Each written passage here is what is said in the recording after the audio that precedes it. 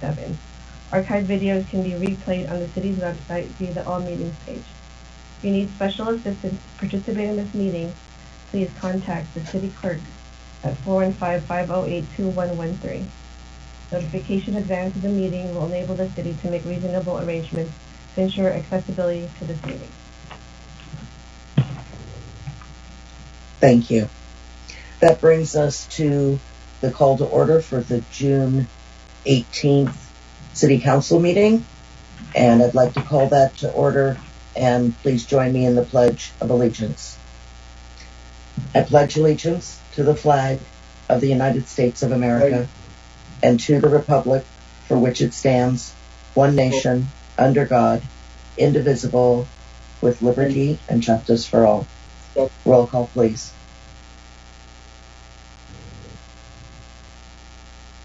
Councilmember Conway. Here. Councilmember Cunningham.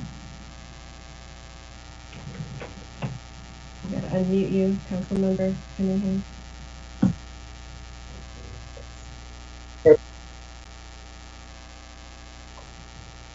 You're still muted. There you go. Great. Councilmember Cunningham. Here. Councilmember Davis also has to be unmuted. Here. Councilmember Lance.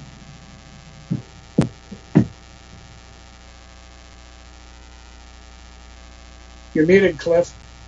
There we go. It was not unmuting. I clicked it like 20 times. I am here. And Mayor O'Connell. Present.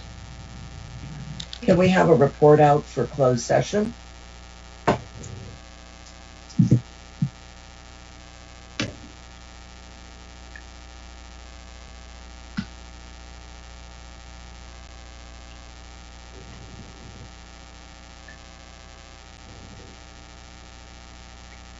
There we go. Council met in closed session and took direction from in two closed sessions, the Housing Authority Board as well as the council, and took direction on the items on the agenda for both closed session portions of the meeting. Thank you. That brings us to the adoption. City Manager Holstein also wanted to speak. Okay. No, I just wanted to be unmuted. That's also when I could speak. I'm good. Okay, thank you. And that brings us to the adoption of the agenda with the revision to item J2, which had a typographical error, and so that it's for the year 2021. And then also the removal of item M that was removed and noted in the agenda. Are there any other changes to the agenda from council?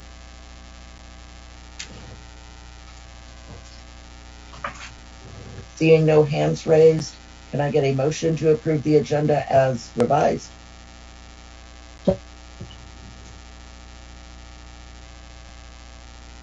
So moved. And do we have a second?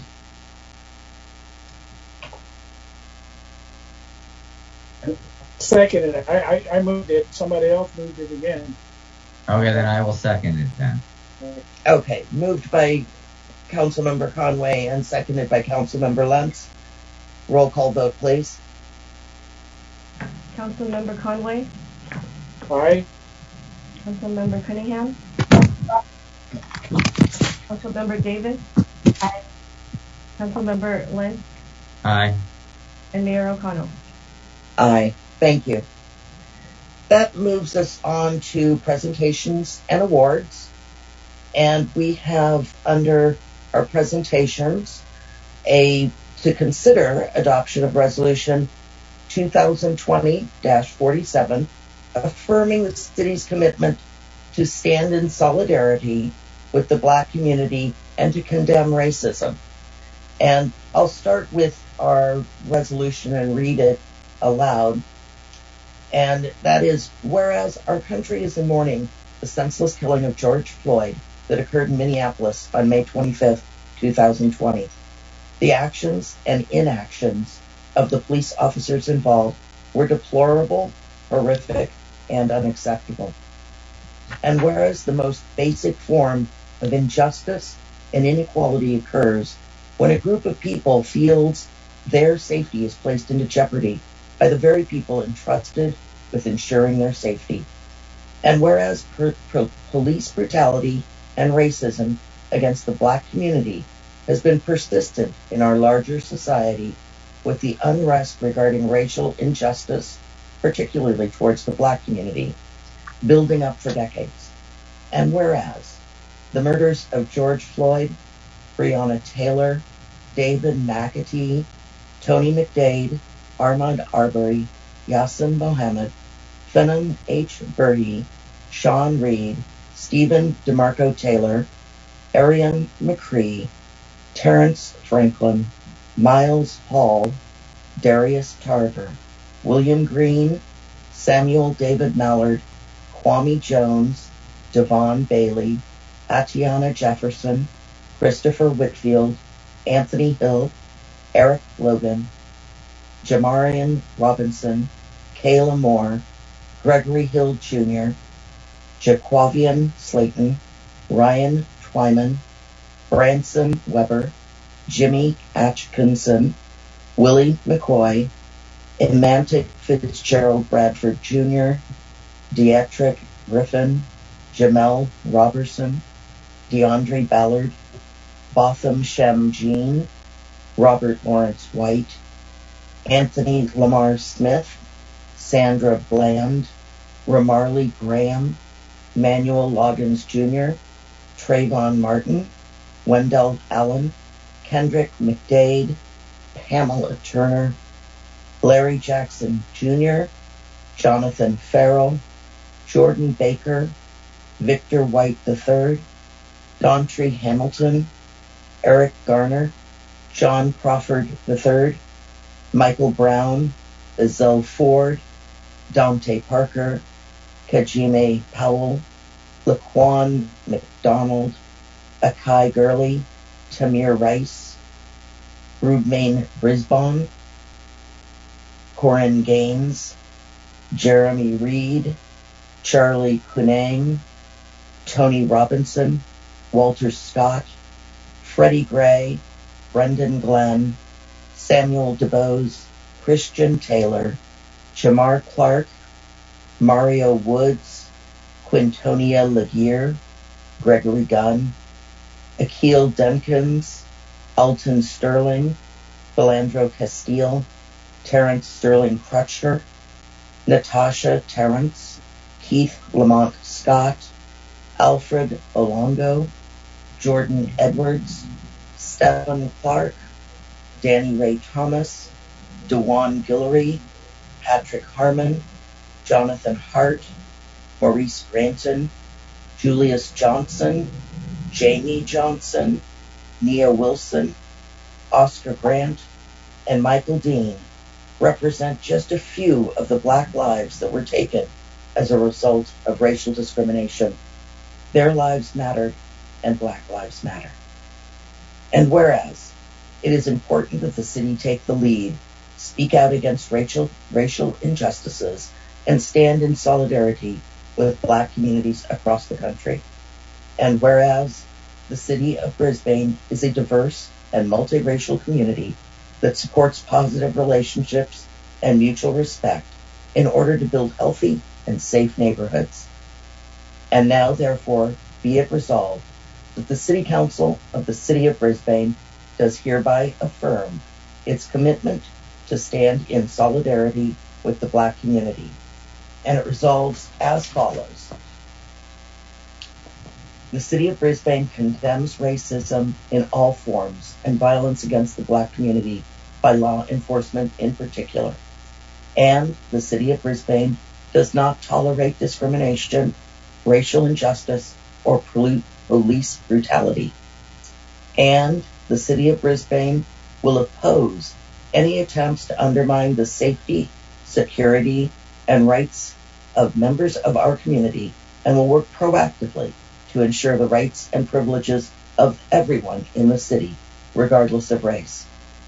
And the City of Brisbane will promote safety, a sense of security, and equal protection of constitutional and human rights, leading by example through equitable treatment of all by city officials and departments. And the City of Brisbane encourages the community to stand together through peaceful exchange and discourse to enact change and move forward towards a future with more equality and inclusion in Brisbane, California, and our country. So with that, I would like to have an approval to adopt Resolution 2020-47, affirming Brisbane's commitment. So moved. So moved. Second. You got three I believe first. that was moved by Madison Davis, and the second, please raise your hand. Okay, Karen Cunningham. And with that, roll call vote, please. Councilmember Conway. Aye. Councilmember Cunningham. Aye. Councilmember Davis. Aye. Councilmember Lentz. Aye. And Mayor O'Connell. Aye. Thank you very much. So we will move on to oral communications number 1. This is an opportunity for members of the public to make a comment on things that are not on tonight's agenda. And the city clerk will let us know if they have any members of the public who would like to speak. No members of the public wish to speak, but I did receive 2 written correspondences. Thank you. Go ahead. Dear Brisbane Council members, we would like to take a moment to thank our Brisbane Police Department for all it does to keep our community safe and relatively crime-free. During these challenging times, we feel it is essential to continue to support public safety in any way we can. We would like our police department to continue to receive city financial support. We have always been advocates for having our own police department rather than contracting with the sheriff's department because it creates a sense of community, builds a relationship between law enforcement and residents, and gives officers a sense of pride and ownership over our community safety. My husband would like to thank our officers for all they do to protect and serve our little town. Sincerely, Deborah. Second, this is in regards to the Sierra Point lumber property. Consideration of the current lighting, many concerns on the current brightness of lighting on the Sierra Point property. Can this be toned down? You can see these lights from the residential area. Is this really necessary? Lighting is a current issue with other business in the surrounding area as well. Google parking lot / trans dev. Points of concern. The inappropriate or excessive use of artificial light, known as light pollution, can have serious environmental consequences for humans, wildlife, and our climate. Components of light pollution include glare, excessive brightness that cause visual discomfort, sky glow, brightening of the night sky over inhabited areas, light trespass, light falling where it's not intended or needed, clutter, bright, confusing, and excessive groupings of light sources. Thanks in advance for your review and thoughtful consideration. Mary Rogers Diallo, Chairperson of OSEC. Thank you. Has any other members of the public joined us to speak? No members of the public Thank you. wish to speak. Okay, that will move us on to our consent calendar tonight. And do I have a motion for items B, C, D, E, F, G? Turn the page. H and I. Motion to approve all those. So that's a motion by Councilmember Conway and a second by Councilmember Cunningham. Roll call vote, please. Councilmember Conway. Aye.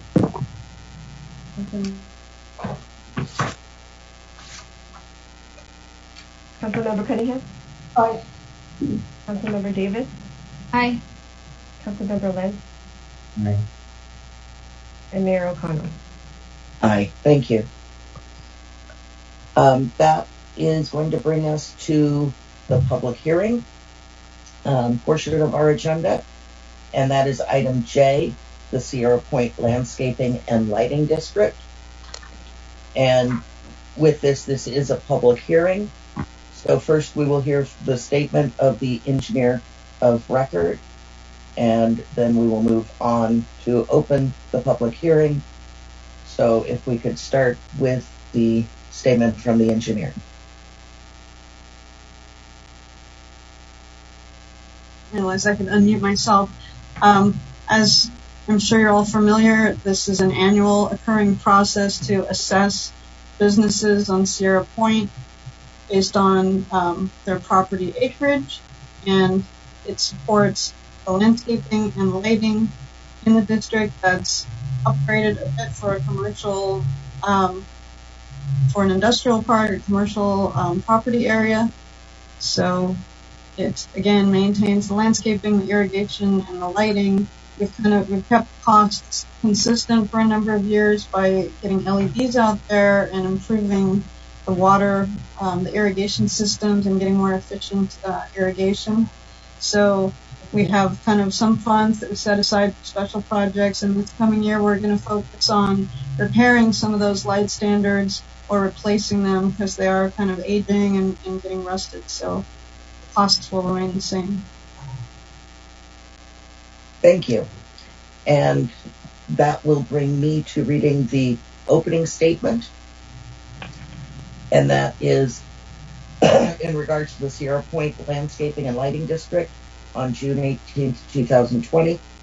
This is the time and place set for hearing on the engineer's report and the levy and collection of the proposed assessment for fiscal year 2020 through 2021 for the Sierra Point Landscaping and Lighting District. These proceedings were undertaken pursuant to the Landscaping and Lighting Act of 1972. The engineer's report prepared by the engineer of work consists of the proposed improvements, the boundaries of the assessment district, and any zones therein, the proposed diagram, the estimated cost thereof, and the proposed assessments upon assessable lots and parcels of land within the district. Any one of these items may be the subject of protests or endorsements. You are asked to clearly identify yourself and the property owner, and the property owned by you so that your statements may be correctly recorded. The hearing is declared open, and I will ask the city clerk to report on the various notices given in connection with the hearing. Thank you, Mayor. So the Sierra Point Landscaping and Lighting District notices have been mailed and posted as required by the Landscaping and Lighting Act of 1972. Proofs of mailing and posting are on file in my office. Copy of the engineer's report prepared by the engineer of work was filed in my office on May 11, 2020, has been available for public inspection since that time. I just also want to reiterate that the oral comment for the public hearing is now open for this item, and if you would like to do so, please dial 1-669-900-9128. The meeting ID is 923-8343-7907.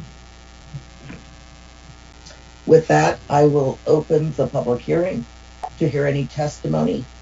And were any written comments received? I have not received any written comments.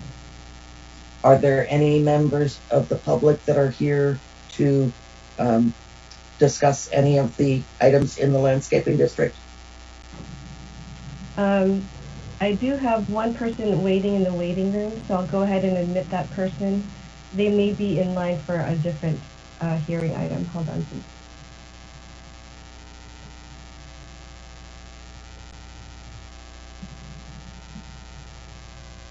Thank you for waiting. This is from phone number starting with 1858.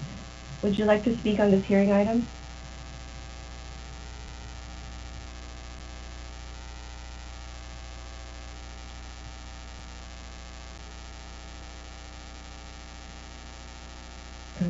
It Anything? looks like we're having technical difficulties with this caller. We'll put her or him in the back into the waiting room.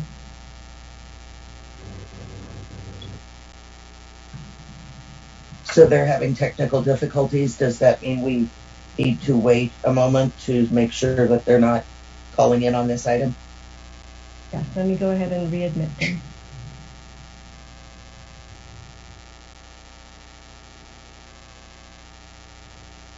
Hello, caller. Thank you for calling.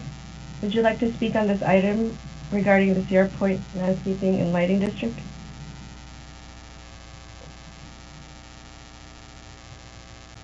Like we're conducting a seance.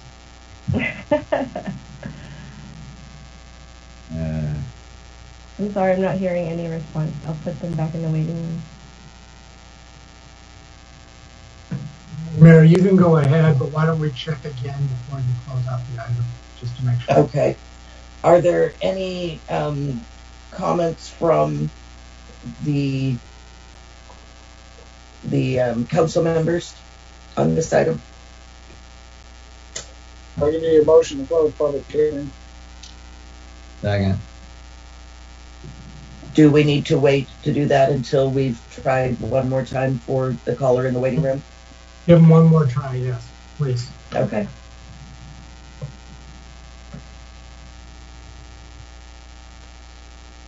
Hello, caller. Testing. The caller has left. Okay. You can proceed. With that, I would take a motion to close the public hearing. You have a motion, I just call the question. Okay. Roll call vote, please. Councilmember Conway. Aye. Councilmember Cunningham. Aye. Councilmember Davis. Aye. Councilmember Lynn. Aye. And Mayor O'Connell. Aye. Thank you. The public hearing is closed. So that brings us to consider adoption of Resolution 2020-46 and address protests and ordering the improvements and confirming the diagram and assessments for fiscal year 2021. Do I have a motion? I'll give you number 2020-46. Thank you, Councilmember Conway. Do I have a second? I'll second that. Thank you, Councilmember Cunningham. With that, roll call vote. Councilmember Conway. Aye. Councilmember Cunningham. Aye. Councilmember Davis. Aye. Councilmember Lynn. Aye. And Mayor O'Connell. Aye. Thank you. So that brings us to the public hearing on City of Brisbane local stormwater program fees. And with this, I'd like to open the public hearing and take public comment. Are there any public comments that have been received? I did receive one written correspondence. I'll go ahead and read it. Thank you. Greetings, Madam Mayor and council members. Brisbane's stormwater management program will be one of the topics discussed at the Brisbane City Council meeting tonight, 6/18/2020. And I would like to comment on some important points for your acknowledgement. From the agenda packet for tonight's meeting, I would like to direct your attention to page 122 of 222, where the following paragraph reads, "The process of urbanization increases rainwater runoff. As trees and grass are cleared, pervious ground cover is frequently replaced by impervious concrete, asphalt, or brick. Rainwater can no longer seep into the ground. If this stormwater is not properly managed, flooding may result. Often municipal drainage systems are designed for flows resulting from pre-development runoff and become undersized when impervious area is increased by building structures, driveways, and parking lots. Further, increased stormwater runoff makes areas not covered by impervious materials more susceptible to erosion, and as a result, sediment may discharge to the storm drain system. In other words, the soil acts as a giant sponge during rainfall and absorbs an enormous amount of water. The water absorbed by the soil either transfers to plants via their underground roots or slowly evaporates back into the air after the rainfall ceases. If and when that soil is removed in large quantities, the capacity of the respective property for rainwater absorption decreases significantly. To give you an idea of how much water the soil absorbs during rainfall, 1 cubic yard of soil weighs approximately 2,000 pounds dry and 3,000 pounds wet, which means that during rainfall, 1 cubic yard of soil absorbs 1,000 pounds of water. For reference, I've included links to 2 articles below regarding how much water a cubic yard of soil absorbs. And he lists the articles. From hunker.com, 1 cubic yard of dry soil topsoil weighs about 2,000 pounds, while the same soil can weigh around 2,000 pounds when saturated. Cited an article from lovebackyard.com, the average cubic yard of dry fill dirt will typically weigh as much as 2,000 pounds. Wet dirt is also heavier because of its moisture content, and it can weigh as much as 3,000 pounds or more.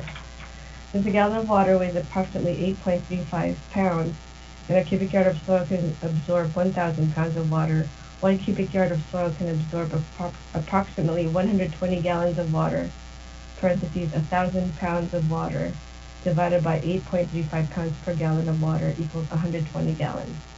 Recently, several projects have been submitted to the Brisbane Planning Commission requesting the removal of vast amounts of soil from mountainside. One example is the project at 338 Kings Road, which requires the removal of 391 cubic yards of soil, which is, in parentheses, 330 cubic yards of soil from the owner's property and another 61 cubic yards from city property. And another example is the project at 221 Tulare Street, which requires the removal of 1,384 cubic yards of soil. The 391 cubic yards of soil at 338 Kings can absorb 42,826 gallons of water during rainfall. In parentheses, 391 cubic yards of soil times 1,000 pounds per cubic yard of soil divided by 8.35 gallons per pound of water. And the 1,384 cubic yards of soil at 221 Tulare can absorb another 165,749 gallons of water during rainfall for a total of about 208,575 gallons of water.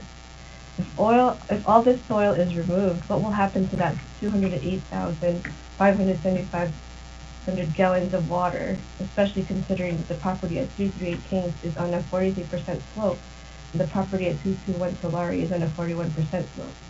That water will flow down the mountainside and into the basements or garages of properties of the applicant's neighbors further down the mountainside. The force of that water will place an enormous and consistent pressure on the retaining walls found of those sloped properties. Pressure of those walls should not be forced to sustain simply because the owners at the subject properties want to remodel their properties. That pressure eventually will cause damage and result in significant costs for the applicant's downslope neighbors. Likewise, all that excess water will saturate the soil of the downslope properties mentioned, leading to the undermining of their foundations and rotting of their wooden framing. So far, to my knowledge, we have seen no hydrology reports concerning this project. How do these property owners plan to prevent that 208,575 gallons of water or more from ending up on their neighbors' properties downslope instead of their own? Do they plan to route all these excess water to the storm drains of the city of Brisbane? If so, how? If not, what do they plan to do with it? I think that before the city of Brisbane approves any project requiring the removal of such large magnitude of soil from the mountainside, these questions must be answered. Otherwise, as more and more property owners request the removal of soil from our mountainside, Brisbane's residents will be subject to much more flooding during rainfall as all that water flows down the mountainside instead of being absorbed. Also, if you scroll down to page 123 of the meeting packet for tonight's City Council meeting, you'll read the following. Storm water runoff flowing over man-made surfaces such as roads and parking lots can also contribute to water quality degradation. The natural purification that occurs when water flows to the subsurface is lost. As rainwater flows over impervious surfaces, it can pick up pollutants such as engine oils, pesticides, fertilizers, and trace metals like lead, copper, or zinc. These contaminants are frequently toxic to humans and aquatic life. As development requiring the removal of large amounts of soil redirects water to storm drains instead of absorbing it naturally via the soil, this is what happens. Additionally, the number of these soil removal type projects in Brisbane is not limited simply to the number of empty lots in town. You don't need to have current empty lot to build on if you plan to buy a house and tear it down and then build on the resulting lot. So the number of lots available for these projects is not limited to just the number of currently empty lots. Both of the projects I've mentioned involve demolition, whether partial, 338 Kings or complete 221 Tulare. These projects are at the planning commission stage with regard to approval, but because the agenda for tonight's city council meeting specifically discusses stormwater and drainage, I think it's best to bring this issue, regardless of what property it might concern in the future, to the attention of city council for consideration, especially considering that according to the senior planner, hydrology reports and soil reports are not required in advance for the granting of grading permits by the city of Brisbane, to my understanding. Thank you, Prem Law, Brisbane resident. Thank you for reading that, Ingrid. Are there any other members of the public wishing to speak? There are no other members of the public wishing to speak. Thank you. With that, I take a motion to close the public hearing. So moved. Moved Okay. by Councilmember Lentz and seconded by I'll second. Councilmember Cunningham. Thank you very much. Discussion. I have a couple comments. You're not here. My vote being not heard. Sorry, Clark, I didn't hear you. That's what I'm asking. I'm not heard. Actually. No. There's a bit of a Weird. delay. Garbled. Yeah, your Wi-Fi signal's not strong.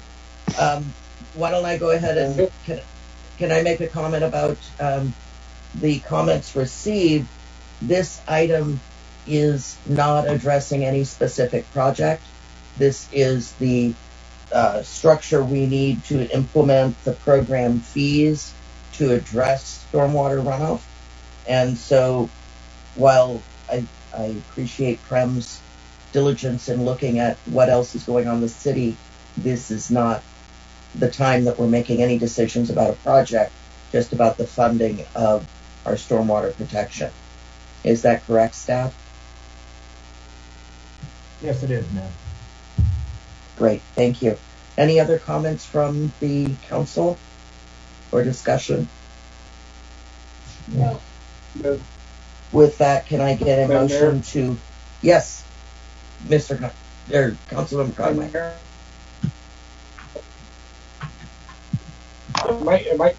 Are you guys hearing me? Not much. Councilmember Conway, if you can hear us, turn off your video, but leave your mic on. It may improve your ability to be heard. Just click on stop video at the bottom of your screen. Now go ahead and talk. Is that better? You got to keep it off, Clark. Take the video off. Turn stop video and leave it off and just talk into the mic. Can you hear me now? A little better.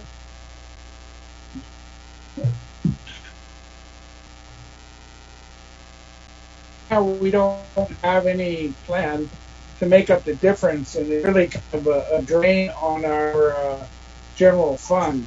We're putting $300,000+ a year to national pollution discharge. Do we have any type of plan or idea to make up the difference? Because the only way is to, that I see is the voters proposition 218 issue. Well, every city is working with this. So, can you guys be okay about this? Am I being heard? No? You're being heard a little bit. I'm going to try to translate that for the public. I think that you were asking about how we fund the stormwater protection program, and that most of the funds are coming from city general funds and are not being paid back by any other way. So we're woefully underfunded. And you were asking if we had, the problem was because of Proposition 318 and our ability to impose fees. Is that correct? Yes. Proposition 218, yes. I'm sorry, 218. Thank you. I'll see if staff has some response to that? Well, I think Mr. Conway is correct. Since the NIPDES program was established, the city has made a number of conscious decisions to fund it partially out of the general fund. And in fact, when we went back, there were additional fees that were going to be imposed. Brisbane is one of 2 or 3 cities that chooses to pay those for their property owners. So if the council wants staff to consider how we would impose a Prop 218 process and a fee on the different parcels, we'd be happy to do that, but that would just require your instructions to us to do so. And that is something that we would not initiate at this time. It would be taken up in council discussion and would require a vote of the citizenry to impose that tax, correct? Yes, ma'am, you're correct. If you wanted us to bring this back at a different time, I would suggest that for the purpose of establishing this year's budget, the 2021 budget, that if it's your pleasure to go ahead and approve this item and the funding as it's identified, and if you want to tell staff to further investigate doing a Prop 218 and bring that back to you for consideration later in this calendar year, we'd be happy to do that. As you're probably well aware, it's a very lengthy process, and it's actually quite a complicated process. It's not a straight linear path. There are different branches that you come to as you're walking in the woods, and you have to make decisions on which way you want to move forward with 218. So it would take us some time to do that. I think that proposal would probably be addressed by the subcommittee for infrastructure to give direction if that is something that the city wanted to proceed with that kind of implementation. So are there any other comments from council on this item? Yeah, I do, Madam Mayor. So Randy, a few years ago, there was talk about potentially doing some kind of county-wide pooling of funding to help pay for this unfunded mandate.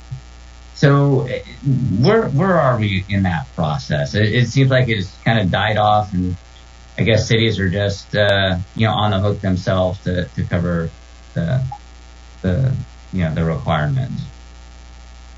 So I agree with you that the process had died off. It was in CCAG, and in particular the SMCWIP, the San Mateo County Water Pollution Program, and that their head, who used to be a staff member with us, Matt Fabry, we did look at that, the subcommittee of folks.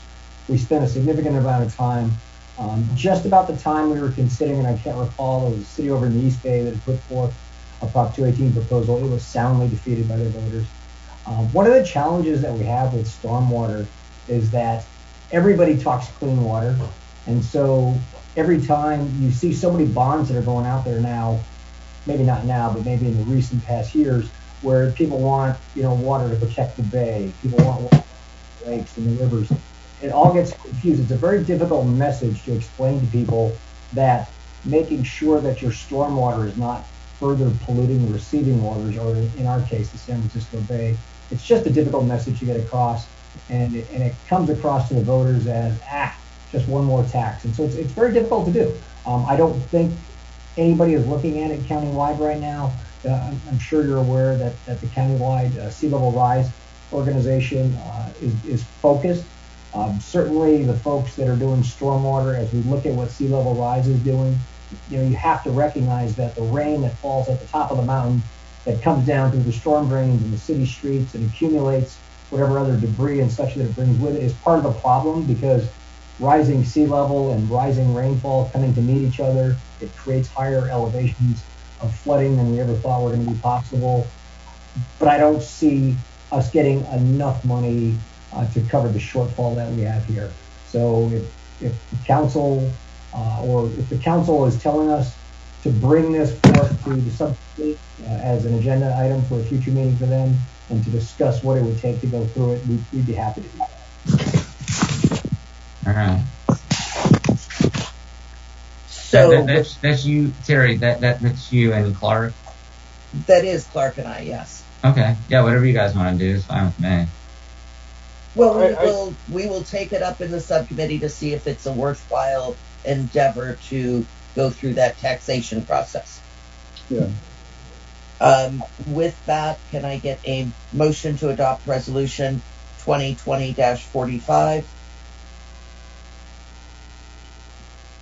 I'll make that motion. Motion by 20-45. Councilmember Cunningham, so moved, and seconded by Second. Councilmember Conway. Thank you. Roll call vote, please. Councilmember Conway, Aye. Councilmember Cunningham, Aye. Councilmember Davis, Aye. Councilmember Lynn, Aye. and Mayor O'Connell. Aye. Thank you very much. That is going to bring us to item L, which is also a public hearing item regarding short-term rental regulations, draft ordinance 655 and urgency ordinance 656. And so with that, may I get a staff report, please? Yes, thank you, Madam Mayor. I'm going to turn the presentation over to Senior Planner Julia Ayers. Thank you, John. Ingrid, I'm going to share my screen. Hopefully that works. Great. Okay, good evening, Honorable Mayor and Council. So the ordinance before you tonight is in, oops, there we go. The ordinance before you tonight would impose permitting requirements and operational standards for short-term rentals in residential homes in Brisbane. This ordinance is the cumulative result of 5 years of robust community discussion and consideration by the Planning Commission and City Council. We've summarized the work done to date on this slide. Most recently, the Planning Commission considered the draft regulations at their January 9th and February 27th meetings of this year. They recommended council approval of the ordinance as attached to your staff report, where they made some modifications to some of the prior direction council had made when you initiated the amendments in 2019. So tonight, the council will consider introducing Ordinance 55 and adopting Urgency Ordinance 656. These are both ordinances have the same regulations. I'll review in the upcoming slides, and we'll also talk about the legal relationship between the two ordinances. So to summarize, the draft ordinance would ban unhosted rentals. So these are rentals in which the host is not present on the property. It would allow hosted rentals by permanent residents of single-family homes or accessory dwelling units established before April 1st, 2017. There would be no cap on the number of days that a host could offer rentals. The ordinance defines permanent residents as the property owner or a long-term tenant with explicit permission from the property owner to host short-term rentals. We'll note the police department did share some concerns with allowing tenants to host rentals even with property owner permission, which was noted in the staff report. So again, unhosted rentals would be prohibited. This was recommended by the Planning Commission at their February 27th public hearing when they made their action on the recommended ordinance. The Commission also wished to allow hosts the flexibility to leave the property during a hosted rental if an unforeseen emergency were to occur, but that would only be allowed on a specific case-by-case basis. Short-term rentals would also be prohibited on any property with a single family or with an accessory dwelling unit that was established after April 1st, 2017. That's the date that the parking and other restrictions like lot size minimums were lifted for ADUs under state law. That was also coming out of a recommendation from the February 27th Planning Commission hearing. The ordinance would cap the number of rooms that could be rented at no more than 2 rooms. It would also require that those rooms be rented to the same rental party. It would also impose daytime and nighttime occupancy limits as well as noise limits. On-site parking would have to be made available for renters to use at a ratio of at least 1 parking space per room being rented. That would not be in addition to the normal parking spaces required for the home. We would simply require that the property owner make those spaces available to the short-term renters. Hosts would also have to abide by check-in and check-out time limits, maintain minimum insurance requirements, pay transient occupancy tax, and allow safety inspections before permits can be approved or renewed. In terms of short-term rental permit applications would be submitted to the zoning administrator. Neighbors around all sides of the property and along the entire block of the subject property would be notified by mail that an application was received. Neighbors could provide written comments in response to the notice within 21 days. After that 21-day noticing period closes, the ZA could approve the application if it meets all the requirements of the ordinance, if it successfully passed a safety inspection, and if there are no active code enforcement cases on the property. If the permit's approved, the ZA would then mail all neighbors, the same neighbors as before, about the permit approval, would provide detailed information about the rental, including the host's name and contact information, and notifying them of their right to appeal the ZA's decision to the Planning Commission. Permits would be valid for 1 year and then would need to be renewed. The ZA would approve a permit or could approve a permit renewal for up to 2 years. Neighbors would be notified of renewed permit approvals and would similarly have the right to appeal the ZA's action to the Planning Commission.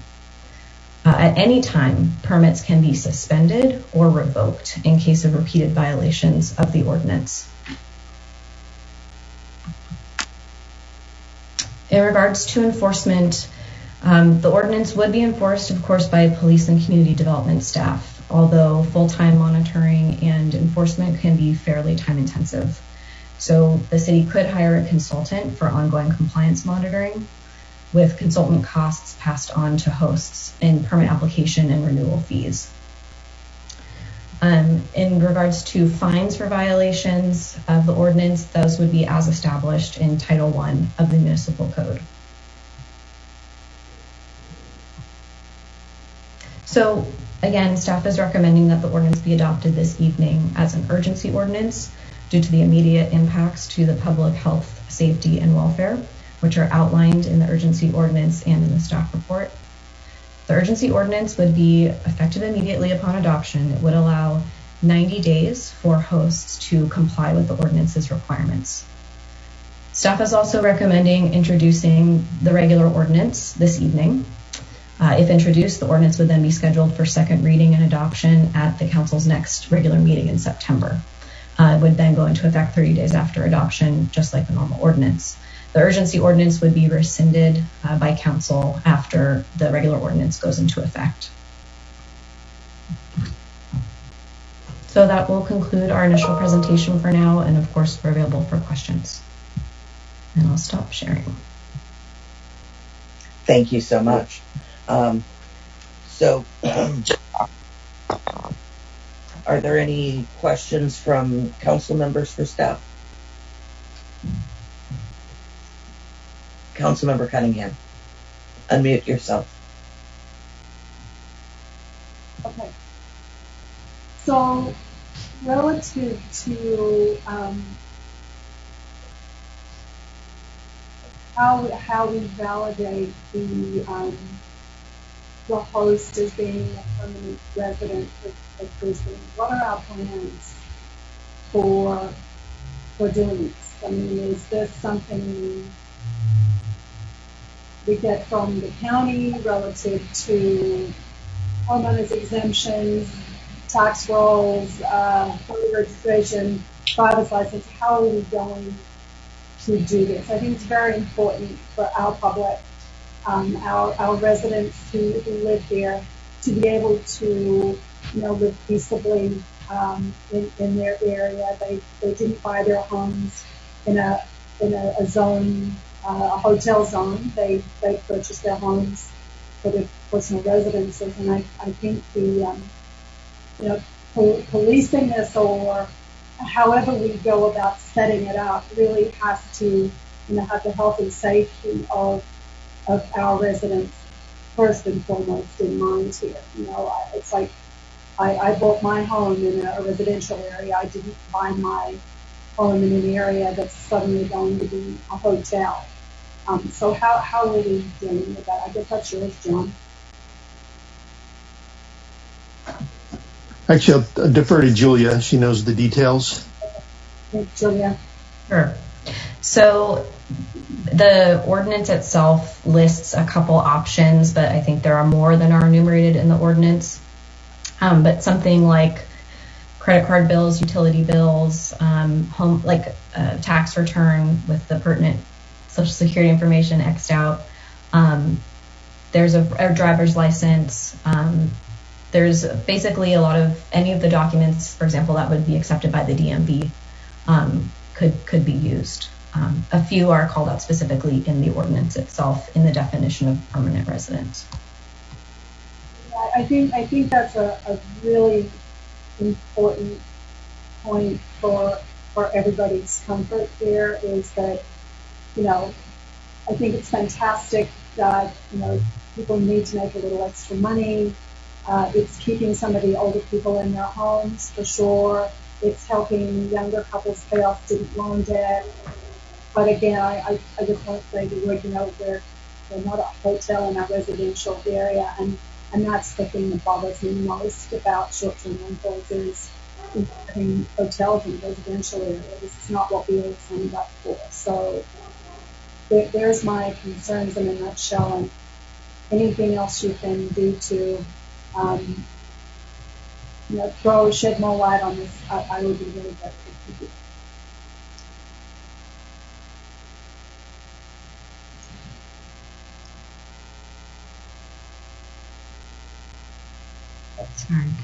Was that an open-ended question, Karen, that you'd like more clarification from staff? Or I'm just putting myself in the position of being, Karen resident sitting at home going, what does this look like for me as a resident and what's going on around my home? So I think anything we can do to illuminate the safety and the precautions that we're going to put in place if we pass this, I think the more we can put out tonight, the better people are going to feel. I don't know if I'm being clear enough, but I am in my own head. Gary, you're looking a little confused about the question. No, we have a lot of background noise from your speaker, so I'm looking to make sure that I'm hearing you correctly. Are there any other council member questions for staff? I have a couple. Or Clark, you can go. Oh no, I don't have any questions. Just in council discussion, I have some issues. Okay, and then Cliff, why don't you go ahead with your questions for staff? All right, thank you, Madam Mayor. So the definition of the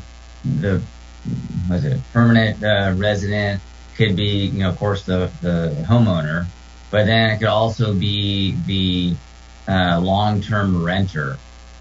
So the police department is recommending not to include long-term renter, but the planning commission felt that was okay. Can you shine some light on that?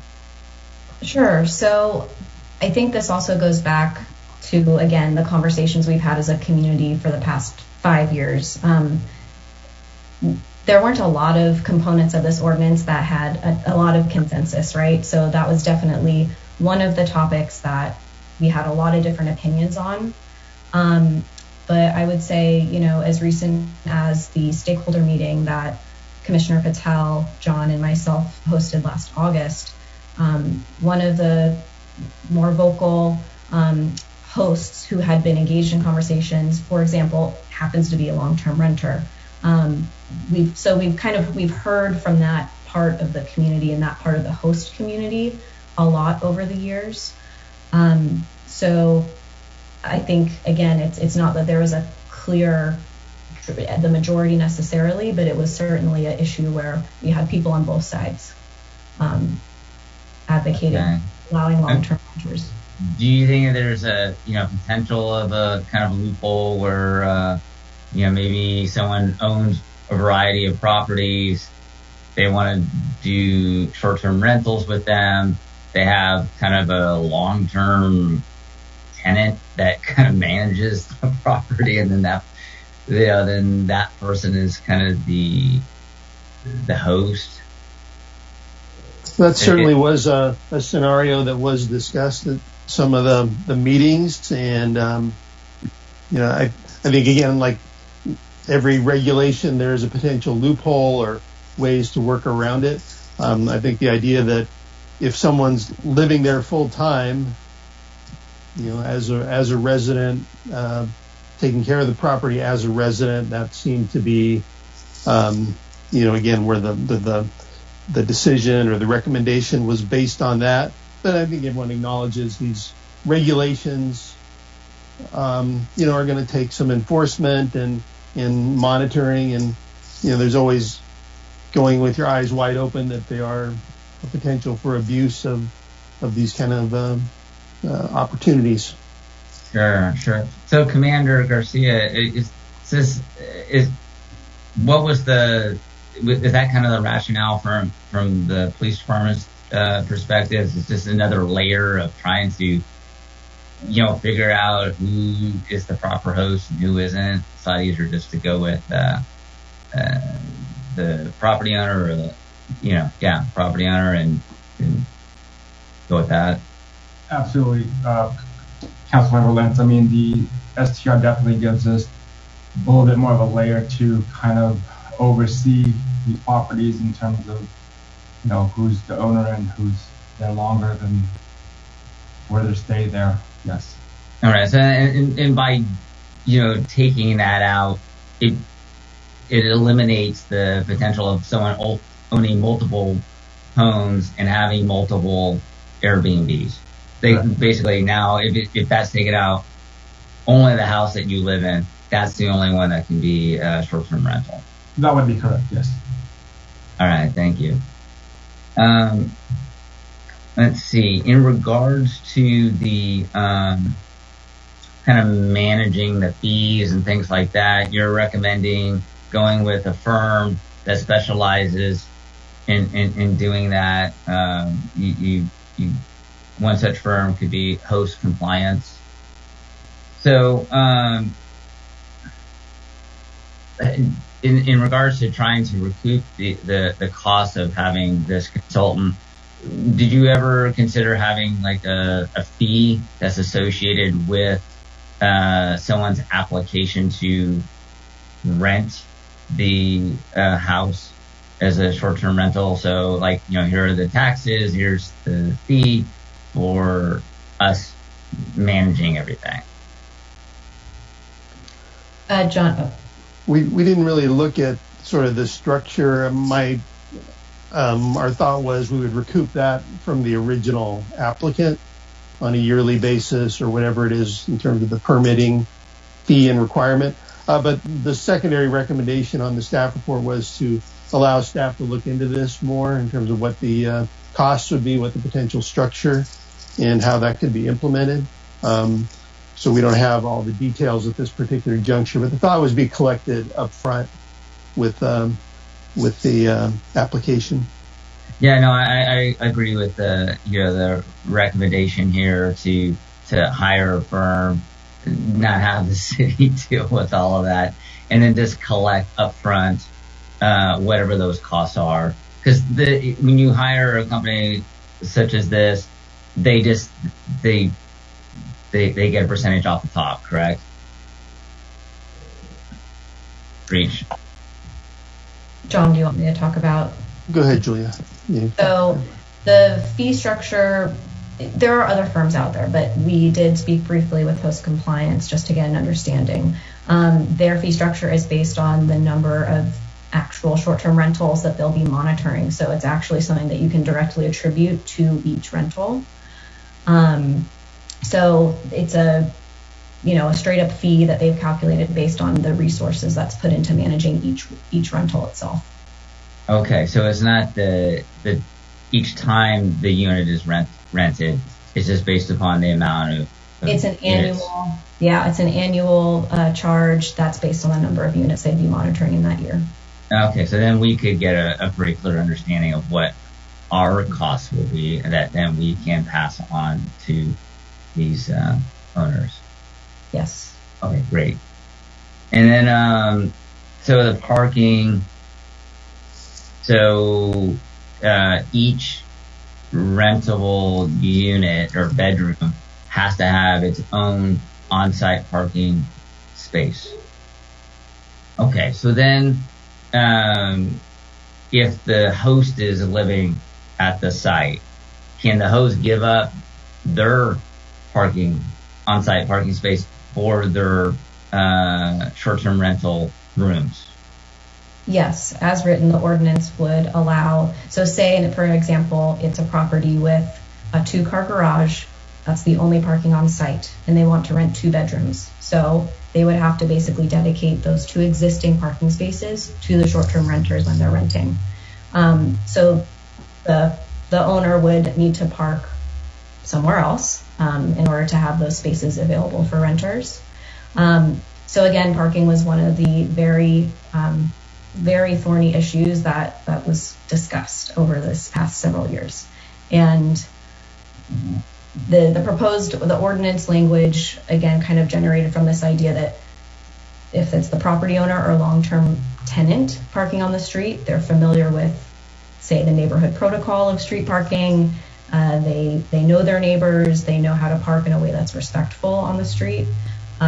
So this was seen as a bit of a compromise between requiring additional dedicated spaces for the short-term rental, just recognizing how many constraints a lot of our properties do have in terms of on-site parking. Okay, so the discussion amongst the commissioners was looking at requiring not only the parking spaces for each room that could be rented, but also for the homeowner who would be present as well. That was discussed, and in the end, they decided that we're not going to require the homeowner to provide their own parking space on site. That the homeowner can park on the street. Sure. Yeah. That particular provision came from one of the stakeholder conversations we had with a variety of people who are concerned about this issue, and then it was provided in the draft ordinance that the commission discussed. Okay. And then how do we enforce, that someone who is renting one of the STRs is not parking on the street? I mean, I guess this is going to be more of a community complaint type situation, correct? Correct. Yeah. Part of the inspections, the ordinance would require safety inspections before granting a permit, and then anytime you want to renew additional inspections, that could also be inspections of on-site parking and any of the other non-health and safety aspects of the ordinance. So we could at least monitor upon permit renewal whether or not there's actually parking for cars on site. Okay. And then the permanent resident, that has to live at the house for 75 days. How'd you come up with that number? Sure. Different cities have imposed different residency requirements. That particular requirement, I believe we borrowed from San Francisco. Initially, it was when the commission saw this ordinance for the first time, it was at 180 days, which would be about 6 months. So during their discussions, they wanted a longer period of time. Okay, good. And then say someone, they want to go on vacation, and so they want to rent out their house while they're on vacation so that they can recoup the cost of their vacation.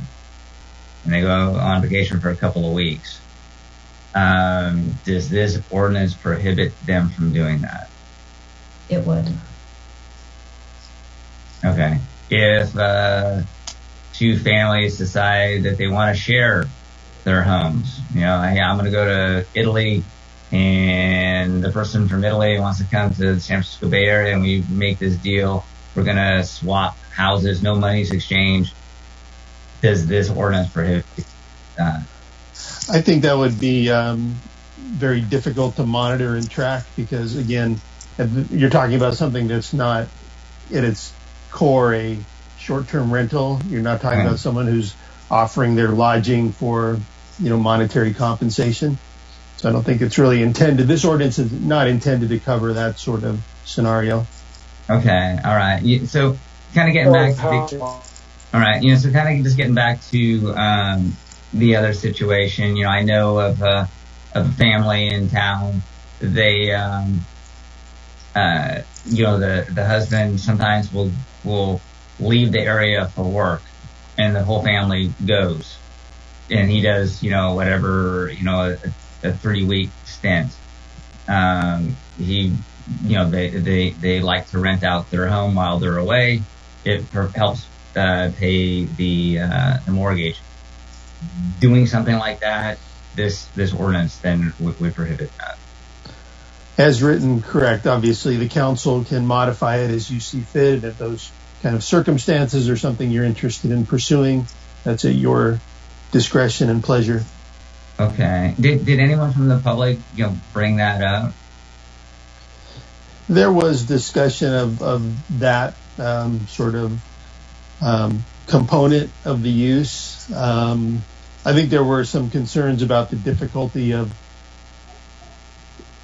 monitoring and sort of a slippery slope of what is something become non-hosted at some point. And, there wasn't a lot of consensus or comfort that there was some magic formula that people felt comfortable with in terms of unhosted days in an otherwise hosted facility. Yeah, no, I get that. You're trying to, cover all of the different scenarios, and you're trying to help out the legit ones, but then you open the door for unsavory characters that would take advantage of the system, right? And overall, our goal with this ordinance is to make sure that our neighborhoods are as close to what people expect them to be. And so unfortunately, there'll be some folks that, they won't be able to continue to do what they do because, we're looking at the greater good. Let's see what else.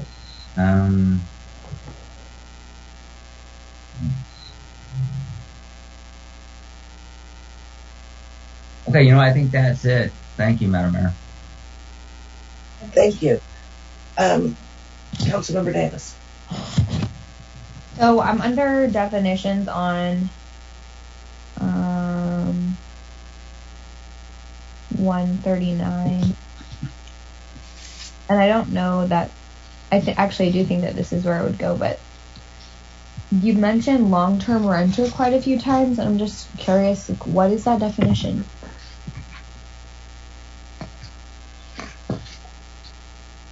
There, okay. So in the ordinance, we use the term permanent resident, and permanent resident is defined as the resident of the dwelling unit who resides in the dwelling unit for at least 275 days out of a given consecutive period. So in my presentation, I know I used long-term renter as a term to differentiate a homeowner from a renter. So we don't use that term in the ordinance. We use permanent resident, and that includes both homeowners or renters as long as they are there for at least 275 days out of the year. So I could just live in Brisbane for 1 year and then apply to get a permit. Well, you couldn't hold a permit if you no longer lived in Brisbane, but if I was renting a house in Brisbane, I had permission from my landlord, and I've been living in Brisbane 1 year, or maybe even less, but I intend to be a permanent resident. I can apply for a permit. I don't have to, because I'm getting long-term renter. I'm thinking, this person has lived in town for 10 years or 5 years. That would then qualify them to be able to have a license as a renter. So I'm just trying to figure out just only that they are a permanent resident, not the length of time that they have been living in Brisbane. So the permanent residents, the way that they would prove that, say you were a renter, you signed a lease with your landlord, then your landlord says, you want to host short-term rentals? Great, I'll give you that permission. And you come in 2 days after signing your lease. We would ask to see your executed residential lease. We would also need to see that notarized authorization from the property owner in order for you to apply for a permit. If you obviously were to move after that time or break your lease, that would be a whole other enforcement situation. But the intent is that we would have to verify that you at least have a legal document saying, I'm going to be here for a certain amount of time, the minimum of 275 days at the least. So yeah, if you broke your lease, that's a whole nother situation, but that's what we require with the application. Okay, and then item G, under when we talk about permanent residence, and it lists all the ways in which you can prove that you're a permanent resident.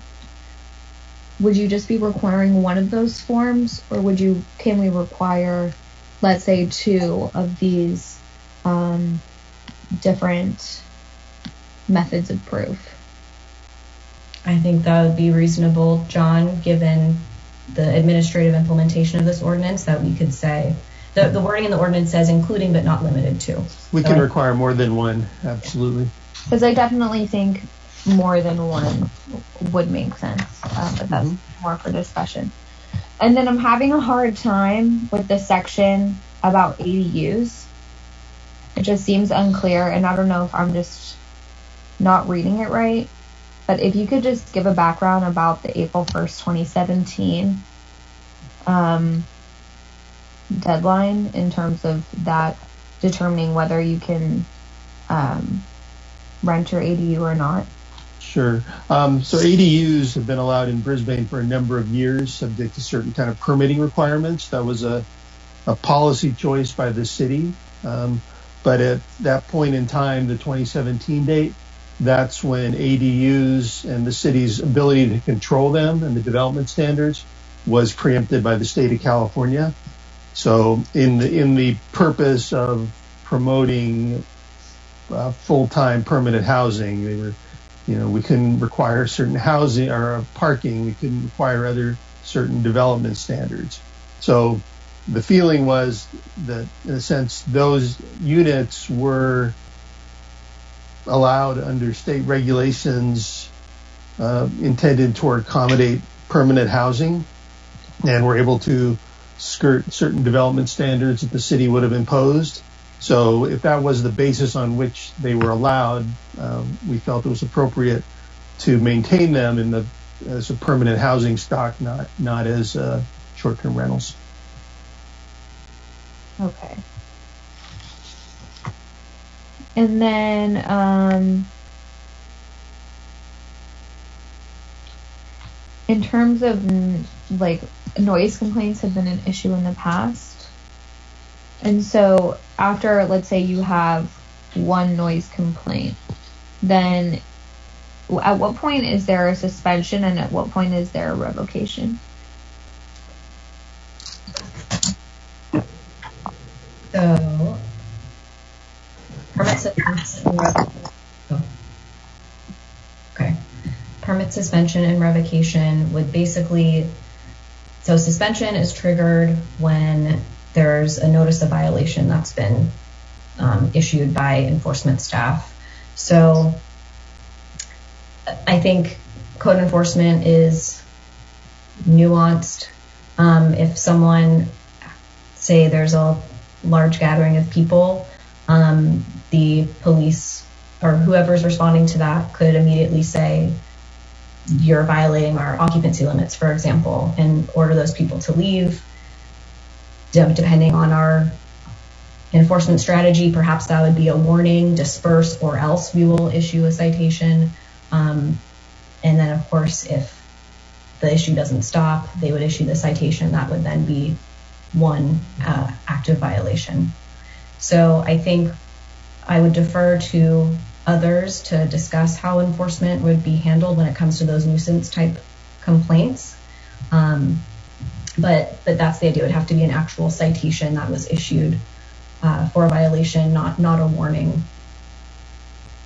John or Mario, would you like to add? So, Madam Councilmember Davis. So currently, right now, we would be complaint driven in regards to a neighbor calling in a noise complaint, we would then go to the property, and most of the times, like Julia said, it would probably be because they have too many people there. It's mostly going to be after hours in terms of 10 p.m. And then we would first give them a warning, tell them to quiet it down, and if it persisted, then we can go into a progressive kind of discipline in terms of citing them at that point. If they kept with the intent to keep either not abiding by our warnings and just wanting to keep creating noise, then we could then do an intent to cause a nuisance, and we could cite them for 415, which would be a violation of having to keep going on noise. That would be cited. Would that be cited to the occupants, or that would be cited to the homeowner?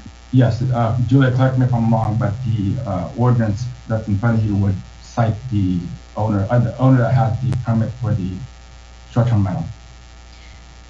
I mean, the ordinance, it could be anyone's who's cited for activity on the property. The way that I understand our ordinance doesn't rule out whether it's a property owner being cited or the renters themselves. It's any activity on the property that generates that citation or violation would be counted as a violation for suspension or revocation.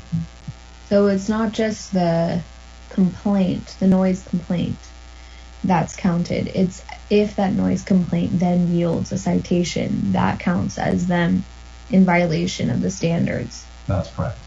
Okay, so they receive a citation. Now, how many citations until they're suspended, and how many citations until they're revoked? The ordinance says that if you get 2 citations or violations within a 12-month period, you'd be suspended for 30 days or longer until the problem's resolved, so you wouldn't be able to rent. If 3 or more violations, well, it would be 3, are sustained during that 12-month period, then there would be a revocation hearing. Okay, and let's talk about the hearing. So can you talk more about that process? Well, again, it would be an administrative hearing. There would be evidence that's submitted to demonstrate the lack of compliance that would be in the record through the notices of violation. The applicant would have the opportunity to make their case as to whatever case they might make to refute the violations. And then typically the decision is going to be based on the facts that are present at the time. I would think, well, I'm not an attorney, so I'm not going to prejudge how those outcomes would be, but if you have verified sustained complaints, it seems pretty black and white in terms of there's no good behavior kind of clause here that they mean well or they're nice people. And it's going to be fairly much, did they violate the terms of the ordinance? What are the facts to back that up? And the results in terms of what's required under the ordinance are pretty crystal clear. Great. So Cliff kind of touched on this, but I just want to reiterate for the public that's watching. We did receive a few emails regarding homeowners being in favor of allowing non-hosted rentals, which gives them the freedom to, many of them mentioned, go on vacation for extended periods of time. Now, under this ordinance, it's 30 days or less is considered a short-term rental. So if these homeowners did want to go to Europe for, say, 2 months, which is one of the examples that was given, they would not be in violation of this, because that would not be considered a short-term rental, right? If the rental was for 60 days. Correct. So as long as the homeowner is away from the home and renting it out for a solid 31 days, then they would not be in violation of this ordinance. Point of order on that, I believe that would be renting it to one group of people for the full 31 days, because then it would be a normal rental and we wouldn't have any authority over that. So you wouldn't be able to have multiple different people come in week to week. It would have to be you rented it to another family or group that was for over 30 days. Right. Yeah, I guess in this instance, I didn't think about that, where, you know, they may be gone for 2 months, but there may have been 5 different parties through their home within that given period. So that I had not actually contemplated. I had just thought, well, if they're gone for 60 days and they want to rent their home out during that period of time, they'd be fine. Okay, well, those are all my questions. Yeah, Madam Mayor, I guess one more question. In regards to the ADUs, unless someone else has got some questions. If someone, and this is in regards to the permanent, being a permanent resident. So if the owner of the property lives in the ADU, so they build an ADU, they live in the ADU, and they rent out the house for short-term rental, in this ordinance, that's okay? No, that actually, as written, the ordinance says that in order to rent out a unit for short-term purposes, so in this case, the owner lives in the ADU, they want to rent out the main house, they don't live in the main house. They wouldn't be the permanent resident of that main house. So no, under the ordinance, they could not live in the ADU and rent out their home to a short-term renter. They would be able to rent out the ADU they live in as the permanent resident of that dwelling. Mm-hmm. Okay. And they could rent it out as a short-term rental if it was built prior to that date in 2017. That's right. Okay, so that's a situation where they don't have to live in the unit. It's standalone, 1 bedroom or whatever. Okay. Thank you for that clarification. No, I think there was something. I didn't understand that last part. What I just said? Yeah. So it sounds like, you know, if you're living in the ADU, you have your house, yeah, you can't do short-term rental with that. If you're living in the main house, you can do short-term rental in your ADU if it was built prior to that 2017. That's what I thought too. No, so again, as the ordinance is written, only the dwelling that you are living in. But what if the address is the same? I'm sorry? What if the address is the same? Would it be the same? I don't know. Accessory dwelling units are their own dwelling units. They have their own address. Like whatever A. Yeah. Okay.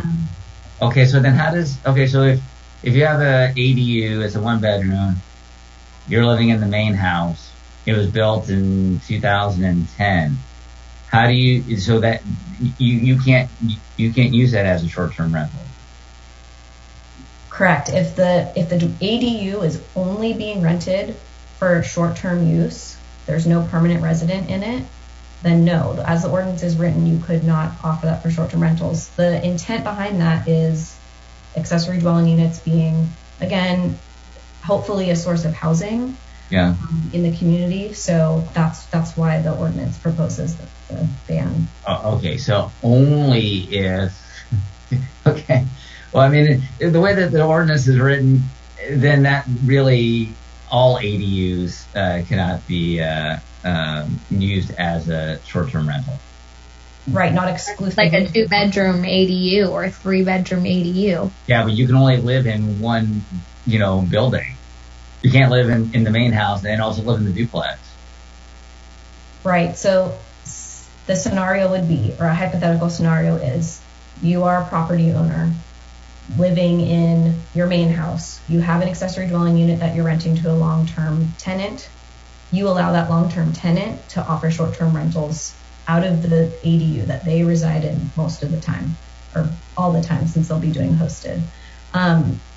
I understand practically a lot of accessory dwelling units are one bedroom studio, so you'd have to have, as the tenant of the ADU would have to have the space to be able to host rentals. So it would probably, yeah. It would have to be a full bedroom, right? You couldn't do a couch.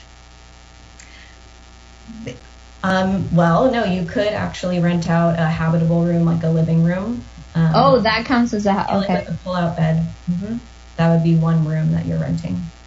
Yeah, but that's if we decide to allow long-term tenants to also be hosts.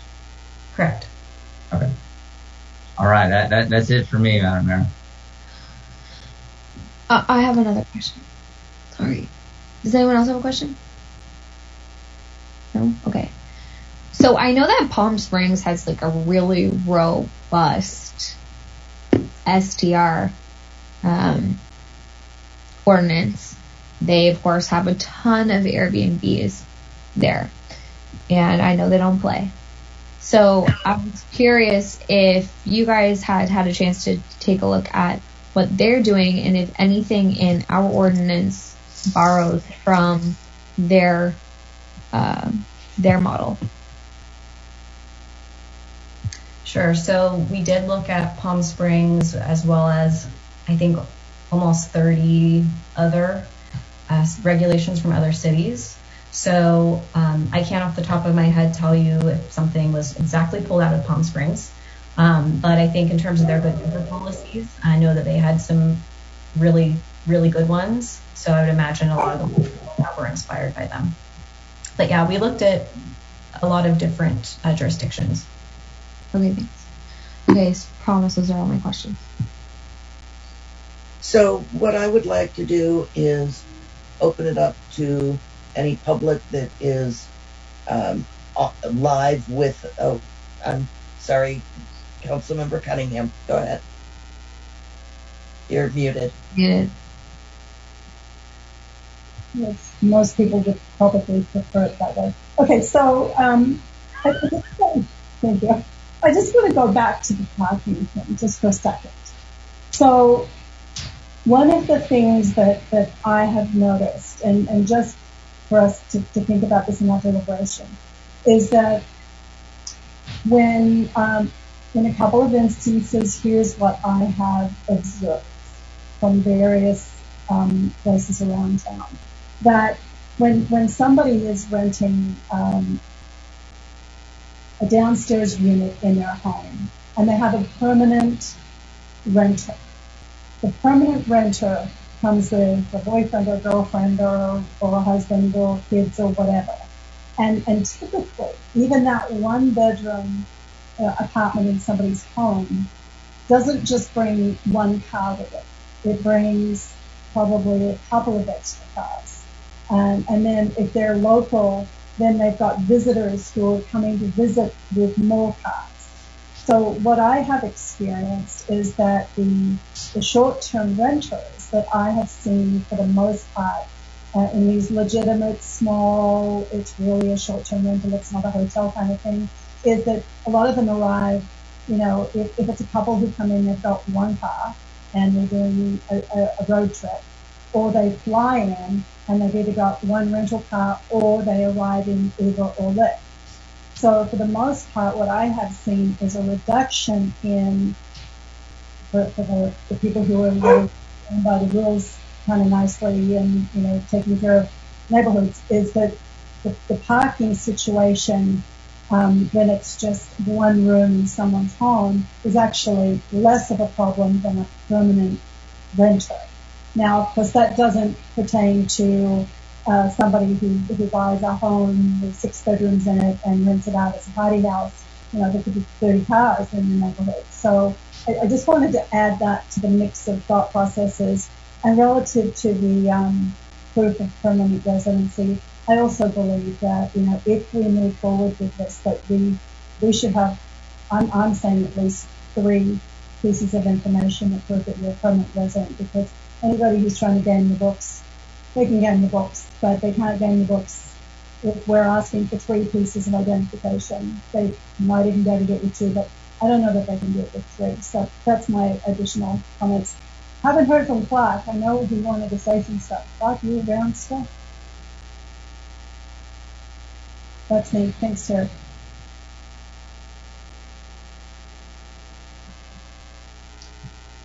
I'm going to shut my window because my dog wants to bark. I have issues with the ordinance. And after we hear the public hearing, when we go to council discussion, I'll bring those up. It's not a staff question. It's issues. Okay. So I would like to hear from the public. Do we have any members of the public that are online on this item? Yes, we have one person waiting in the waiting room. I'll go ahead and admit the person now. Okay, thank you.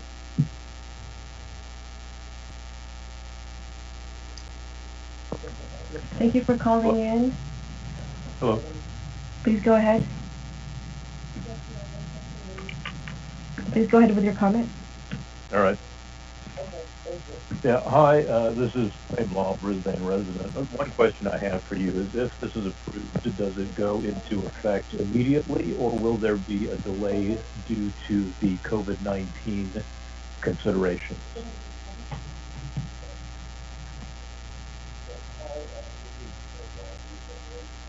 So normally on public comments, we don't answer directly, but I think that we did address the urgency order, how long it would take to, what the amnesty period would be for the first 90 days, or excuse me, do I have it right with 90 days?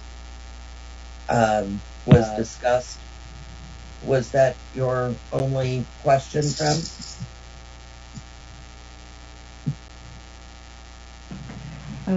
Prem is no longer in the meeting. Okay. Through the mayor, I'm wondering if he's getting to the question of whether this land use is permitted in the current county health order. And I don't have the answer to that. Maybe the city attorney might be able to look into that. I'm not sure. Woman Davis, you were going to ask. Oh, well, I reviewed the order today, and obviously, Tom can correct me or whoever, but it says that hotels are approved to accept guests for tourism, so an individual travel. So I would assume that if hotels are permitted to accept people who are there for tourism, I would assume that would extend to Airbnbs as well. There's an extended clause in the order that I'm not 100% sure that it will extend to Airbnbs for reasons that don't matter tonight. It's something I need to actually speak to the state about because of the way it's worded. It could be interpreted as applying to Airbnb and any commercial venture that's providing shelter, but it's not 100% clear, John.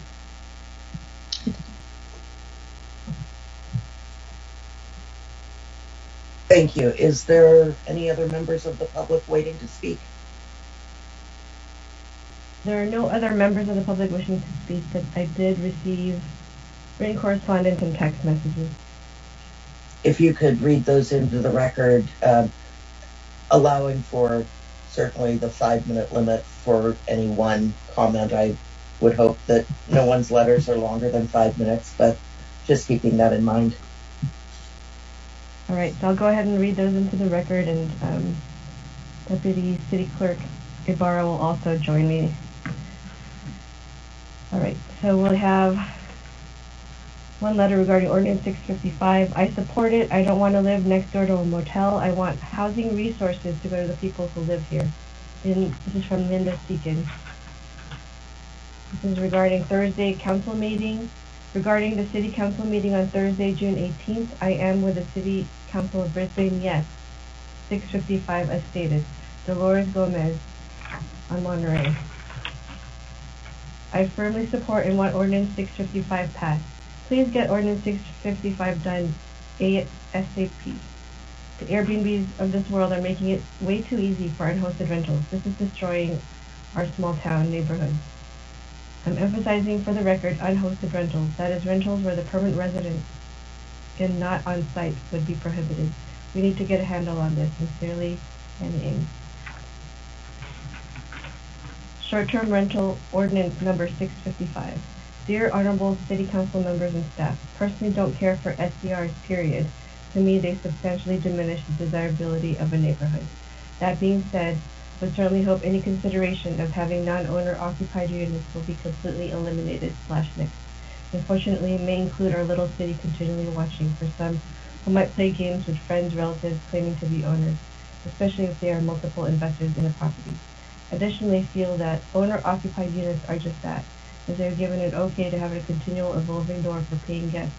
Then their presence, responsibility on a regular basis shall become mandatory while renters are present.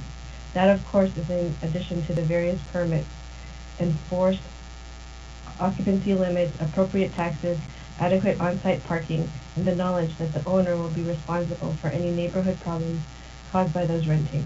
Appreciate your time, and hopefully this all will come to fruition in short order. Respectfully, C. John here. Public comment for vote on ordinance number 655 and 656. Dear City Council, my name is June Hefner, and I reside at 290 Humboldt Road. I am currently on the board of the Mothers of Brisbane and the Friends of the Brisbane Library and the Brisbane Elementary School PTO. I am also the organizer of an annual neighborly potluck that has the sole purpose of getting our stretch of Humboldt Road together at one table to get to know each other. Last year we had over 25 residents attend. This would have been our 7th year. I would like to voice my concern regarding short-term rentals in terms of the safety of our community.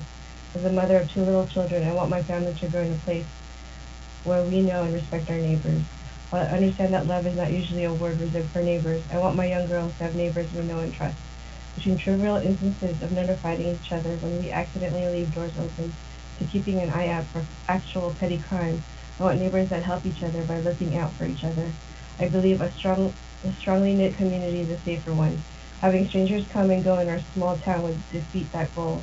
I respectfully ask the City Council to ban no-host short-term rentals and require strict enforcing of the hosted short-term rental requirements.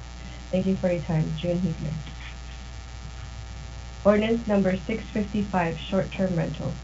Honorable Mayor, City Council members, and staff, thank you so much for your patience and perseverance in weighing all considerations on this issue.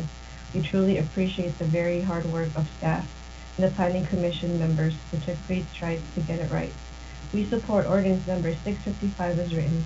My primary concerns have always been the jeopardy of housing stock for our future residents of Brisbane. Equally important is safety concerns with various people going in and out of houses, noise, parking, excessive speed. We have been fortunate to have had visitors who have been for the most part respectful, but we have lost the opportunity to have full-time residents who could raise families and continuously support city rec programs, businesses, and group organizations. Our true hosted owners take that responsibility, monitor their guests, and take pride in our town. With guidelines, there will be rules. Agreed. I have 3 current examples of no-host rentals in Brisbane. They do not need to be read. What they charge is not important. Parentheses, though $1,099 a night is a bit distracting on one. I am including these so you can have a sense that the no-host equation is probably here to have a business. This is not what we need in Brisbane. As an update, one of the 2 no-host STR houses on the 200 block of Humboldt was recently sold to a couple who has parents living in the 300 block of Humboldt. The smaller 2-bedroom house is now their first home purchase. Having a new generation of Brisbaneites who get vested in the town by living here full-time is strength for our own town's future. Respectfully, Nancy and Lori Laksamana.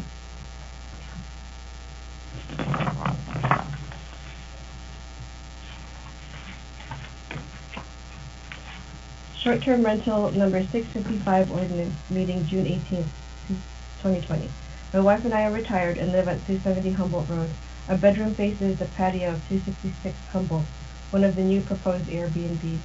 We concerned that with a proposed short-term occupancy of a large number of non-resident people, the noise level will escalate to a high level, particularly on weekends.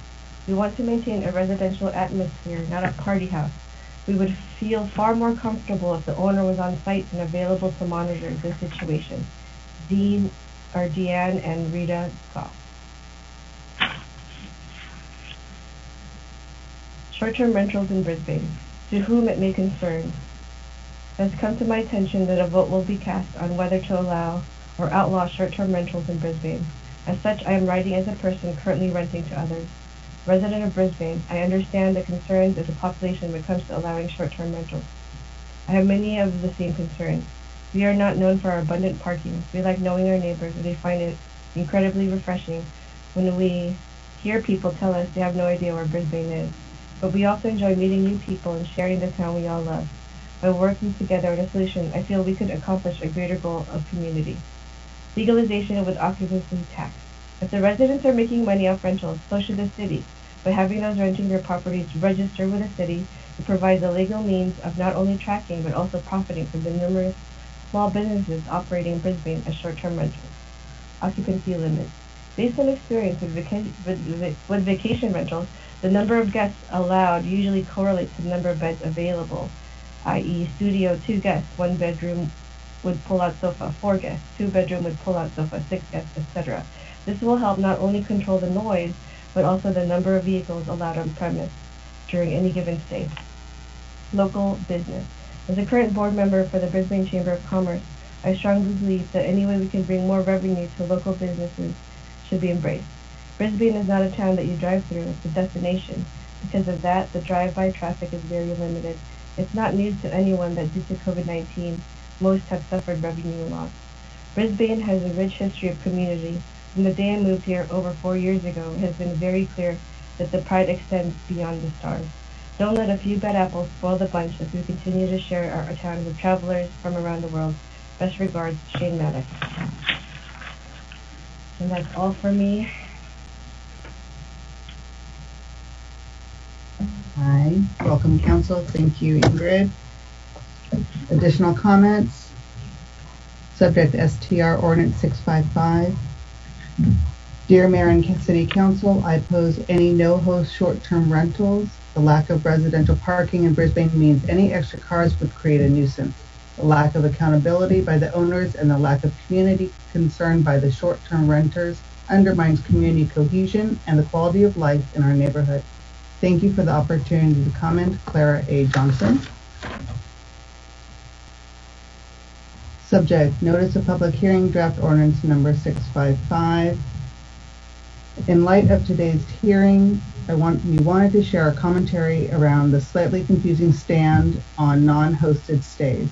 In your email below, you indicated it wouldn't be allowed, whereas the website,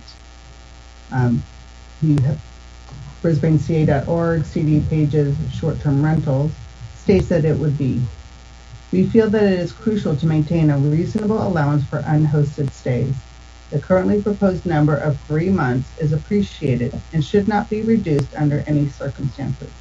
Many families, including ours, depend on the ability to rent out their house while not around in order to be able to afford home ownership and some travel or leisure time. In our case, we would not be able to have our kids spend time with their grandparents in Europe if it wasn't for the extra income from short-term rentals while out of town during the summer. Additionally, we feel uneasy about having the house empty and much prefer having someone stay there when gone. To avoid problems, we have a decibel meter in the house. Watch the number of people going in and out via outdoor cameras and work closely with one of our neighbors who serves as a local point of contact while guests are at the house. This has worked very well over the last few years and allowed me, for example, to spend 2 months with my mother while she was sick. A luxury I would have never been able to afford if it wasn't for the ability to cover my mortgage while out. There are plenty of other examples, such as a single mother who can take her kids on a vacation once a year, an elderly couple who needs the income to cover the mortgage if it wasn't for the extra income. I also know a couple who, after the last hearing on this topic, decide to sell their house in fears that they may no longer supplement their income from time to time. It was sad to see them go. Additionally, there is something special about opening your house to people who may never have even heard about Brisbane and share the beauty of our small city. It boosts local businesses and will raise much-needed tax revenue. Many of the residents who have voiced concerns against Airbnb have lived here for many years. We understand that it is tough to see a city change under your feet and have new people move in who may have a different perspective on life. I'm all for respecting and addressing the concerns of those citizens. However, it is also crucial to respect and listen to the younger generation and encourage participation in these discussions for those who may not have the experience or time to speak out publicly. I know from personal experience that it can be intimidating to speak at City Hall when you just hear a number of passionate and hostile commentary on why Airbnb should be banished from the face of the earth. In fact, many neighbors have confessed that they would like Airbnb to be allowed within reason, but don't want to make themselves a target to the group of residents that complain the loudest. I hope some of them reached out via email as I encouraged them to do. As a younger generation with families like ours who are making a real effort to afford a 21st century mortgage in order to be part of this community, we no longer can buy houses here at affordable prices and have to find a way to make this work. Airbnb, if done right, presents such a possibility, and thanks to the proposed framework, will be done in a way that doesn't diminish the quality of life of neighbors and long-term residents. As Airbnb hosts, we fully commit to hosting responsibly, enforcing quiet times, and prohibit any other activity that would go against the good neighbor principle. We would support blocking the ability to host for those that do not honor these common principles. In the Brisbane spirit, I could imagine a citywide collaboration of hosts where we can watch out for each other and help learn from one another in order to establish best practices. Should this bill pass in favor of Airbnb, I will gladly take the lead in fostering such a forum. With that, I thank you for listening, reading, and look forward to the discussion. Please register me as someone wanting to make commentary on the matter tonight. Best regards, Philip Reichert. Subject, short-term rental question. Hi Ingrid, hope everything is well with you. I just got tonight's STR meeting agenda, but realized the non-hosted stay is not allowed, which is not matching the information we have on the city's website. I think 90-day non-hosted stay is reasonable, considering that we would use the rental income to pay a trip to visit a relative in a different country and work abroad for a few months, abroad. The inconsistent information didn't allow me or the general public to prepare for the meeting. I strongly think it is not fair. Please let me know. Thank you, Yannon. Subject, non-hosted stays. Hi, Ingrid. As a stay-at-home mom, I just wanted to share that the only way for our family to survive as homeowners in the Bay Area is to occasionally rent out our house. I was under the impression that this would be allowed for up to 90 days per year based on the information communicated on your website, and was taken aback when I heard that this might not be the case.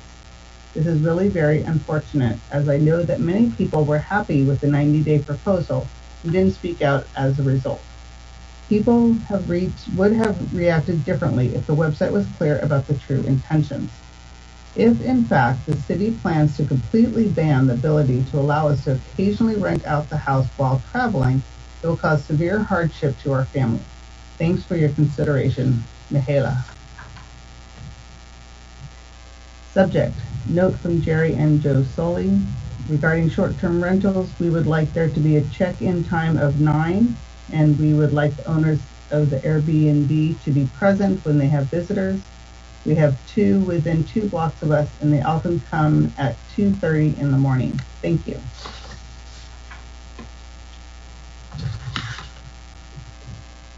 Subject, Brisbane Airbnb guidelines. Hello, City Council. Thank you for taking the time to review this and allow for citizen input. We live on Humboldt Road and would like to voice support for the Brisbane citizens who would like to be on site, live in the unit, Airbnb host for whatever their reason. We also feel it is important that we are developing specific rules around what is acceptable and healthy for our Brisbane community needs. We think that Airbnb spaces should be hosted with a resident owner who lives in Brisbane in the home. The owner has an investment in keeping themselves and our community safe.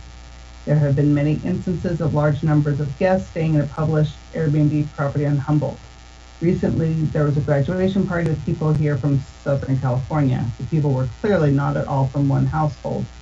During their stay, they took walks along Humboldt Road, admiring the views and landscaping using no social distancing and wearing no masks. I personally am a high-risk candidate for COVID-19 and have been following all the rules regarding sheltering in place, wearing masks and respecting the 6-foot distance rules. I had concerns when a large group of the guests decided to stop in front of my house while I was in the garage and proceeded to ask me questions about the area. Politely moved as far away from them as I could until they moved on. If the house had an on-site host, it would have discussed the Brisbane City and San Mateo County guidelines, but because there was no host on the property, they had no idea what the protocol was. We agree that the Planning Commission's recommendations for limiting the number of rooms available and the number of guests per room. We also agree that there should be parking on site for the guests invited into our community. Again, citing the Airbnb issues with large groups, we have had Airbnb guests take up to as many as 10 parking spots and park in neighbors' carports and in front of other driveways. This would not be an issue if the Airbnb has on-site parking and a host who can explain the parking specifics of their neighborhood. Lastly, the large number of guests each weekend has greatly impacted the traffic in our neighborhood. Even now, in an attempt to limit the guest parking on Humboldt by the host, the guests are being shuttled up and down the mountain. In addition, since the Airbnb guests are not familiar with the mountain and the road, they tend to drive fast, creating a safety issue for pedestrians, pets, and wildlife. A number of cars have been hit on Humboldt in the last year and a half. My truck's front end was totaled, and within a week of getting it repaired, someone clipped my mirror, sending it 20 feet up the road. Each time, my truck was well within the white lines. Speaking of white lines for parking, the many guests of Airbnb in Humboldt evidently don't know that it's the rule to park between the curb and the white lines. If they had a live on-site host, the host would be able to explain that to their guests. Thank you again for your time and consideration to this matter. Sharon Boggs and Leanne Borghese. Subject: Airbnb. I do not support no host Airbnb. I do support our residents having hosted Airbnb, where hosted means that the resident lives in the home full time. Thank you, Emmett. Subject: Ordinance 655. Ladies and gentlemen, my name is Jody Lynn Borghese, and I'm a resident of Brisbane for the past 10 years. I'm writing to you about no-host short-term rentals and my concerns. I have resided on Humboldt for 10 years. I moved here because I enjoy Brisbane and its small town atmosphere. I feel safe and enjoy knowing my neighbors, but as of the past year or so, things have changed on my street, since several properties have been converted to no-host Airbnbs. The feeling of knowing my neighbors and feeling safe is beginning to fade. We now have major parking issues on our street, cars zipping up and down our street. Many of us have had our cars hit and damaged. I'm concerned for the children's safety in the community. Strangers are roaming our streets. I have had people come to my front door trying to come in thinking this is the Airbnb. There was a wedding of over 30 people on a Tuesday evening with a DJ.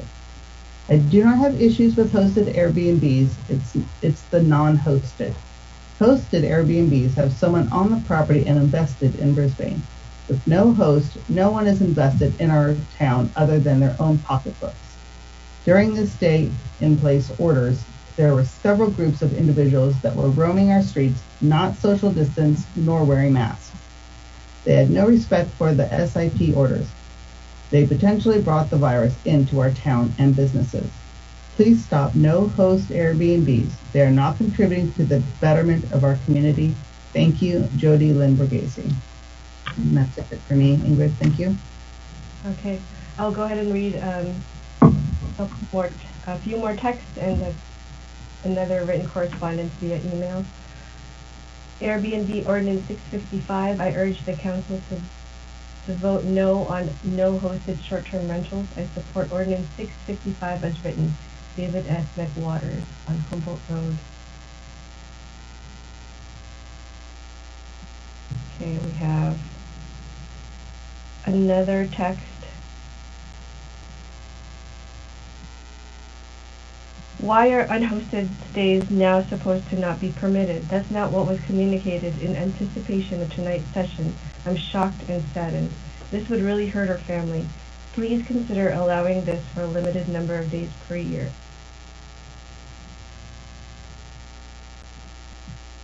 Brisbane resident here, part-time host. How come unhosted stays are now prohibited? I didn't complain as it was communicated as being allowed for 90 days. We don't want to turn our house into a hotel, but occasionally hosting while out of town is really helping us financially, especially in this economic situation.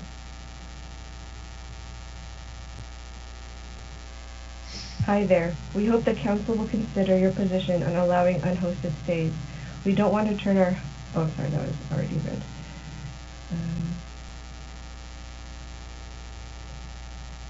Hi, recently my husband lost his job and we were about to lose our lovely house in Brisbane, forcing our kids to relocate. It was terrifying. What saved us was the ability to rent out our house for a month while staying with my parents.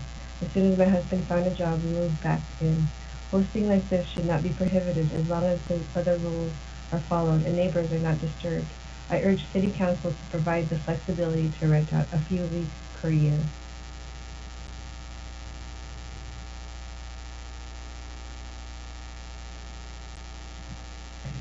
I have a family member who lives out of town who require medical assistance and my being there from time to time. Occasionally, I have to be there for a week at once. I can only afford this if I'm allowed to rent out my house for a few days here and there. I have done this in the past and not disturbed any neighbors. Please don't take the ability to see my family member from me.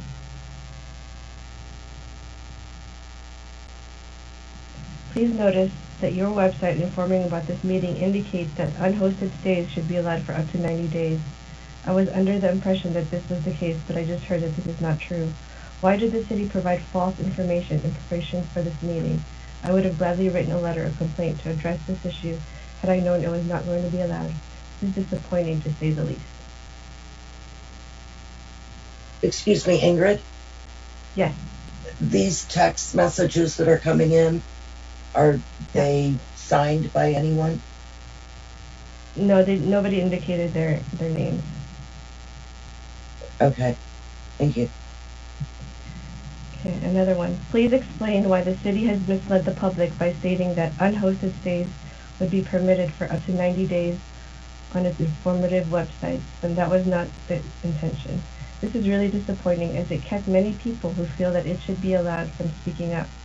The text on the city website reads, the City Council has indicated that unhosted rentals should be limited to no more than 90 days. Regarding the concern on monitoring unhosted stays, a firm like Host Compliance would easily be able to do just that. A specific listing designated for unhosted stays could be required and registered, which can be monitored for rentals by a third party. This would be quite easy, and many cities do this. And then another comment. Finding one single group to rent your house for a random 30 days that line up with your work schedule or holiday travel is almost impossible.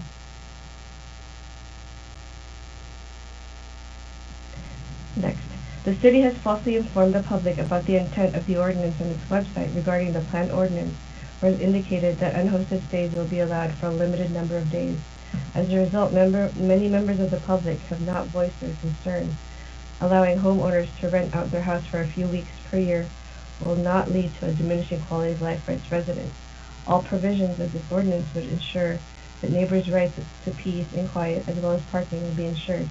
Hosts who are not in compliance with these rules can be banned from hosting. There are many tools the city could use to help with enforcement.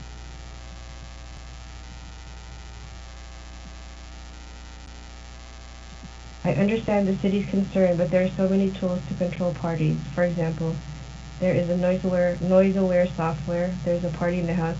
Hosts will know right away, plus cameras and other tools.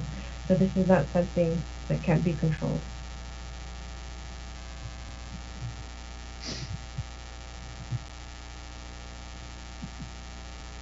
So I'm sorry, Ingrid, these are still all unnamed texts?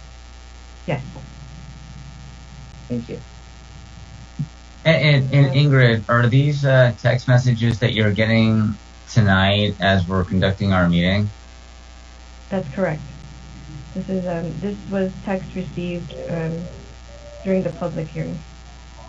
And these are all from different numbers, right? They're not from like just one person. That's correct, different numbers. We also have one person waiting in the waiting room. Oh, why don't we hear from them? Was that the end of the text messages? Yes. Let me go scroll to see just to make sure that none have been missed. Okay, I'm going to go ahead and admit the person in the waiting room. Ingrid, while public comments coming in, can you double check if those are coming in? From where, I'm sorry? If the texts are coming from different numbers, can you just double check while the other person is commenting? Sorry to interrupt. Sure.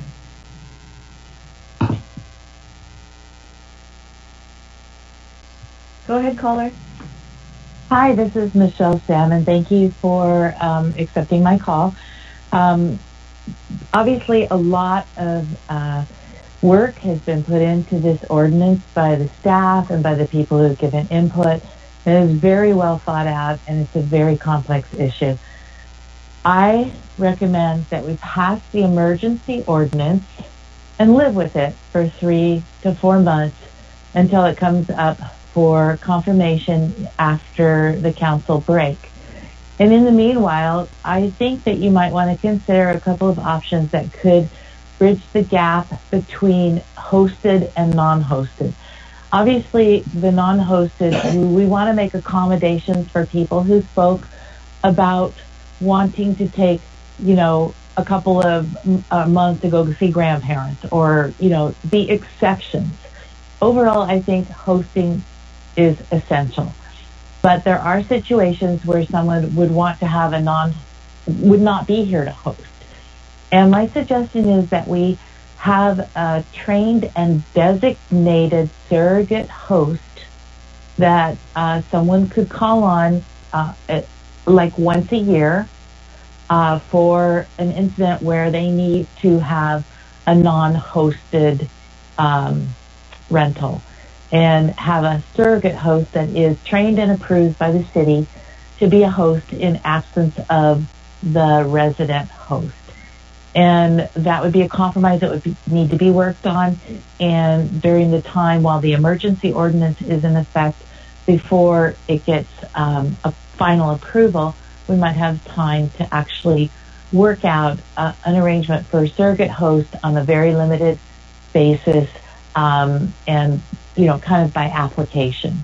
And so that would be my compromise to enable the occasional person who really needs to have a no-hosted short-term rental versus someone who's running a business. And I think any regular should be hosted by the property owner. But we should be able to make an exception, and having a surrogate host is a good way to do that. A trained surrogate host. That's it. Thank you so much for your thoughtfulness, your diligence on this. This is a very complicated issue, and I think Brisbane's done a better job with working through this than most communities. Thank you. No question? Go ahead, Madison. Can I get some feedback or some background as to why there seems to be so much confusion over the website in the 90-day non-hosted provision? Sure. Again, the provisions in the website are all, it's pretty old language, because basically it covers when the case was initiated and directed by the council back in 2019. There was some preliminary feedback or guidance that the council provided. Like all ordinances, though, it goes through a public hearing process. Things change, and some of the council's original suggestions do not come to pass in what was before the council this evening. Unfortunately, with the conversion of the website, which happened early this year, and so the unfortunate timing of shelter in place, we haven't had the opportunity to update this particular page that kind of followed through in terms of what the planning commission did. So, people might have been misleading, assuming that what was originally preliminarily suggested was the final outcome.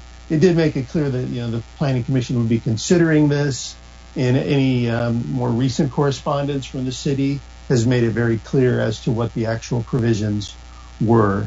So I certainly apologize for any inconvenience or confusion that's caused by this, but we feel that the word in terms of what the Planning Commission action was has been pretty widely disseminated in the community. And frankly, what you're hearing this evening in terms of the various opinions on this matter are not dissimilar to conversations that were held at the Planning Commission or at community workshops. So it's my feeling that segments of the community have made their opinions known as to the options and what their preference is, and the Planning Commission received plenty of that feedback and reaction in their public hearings.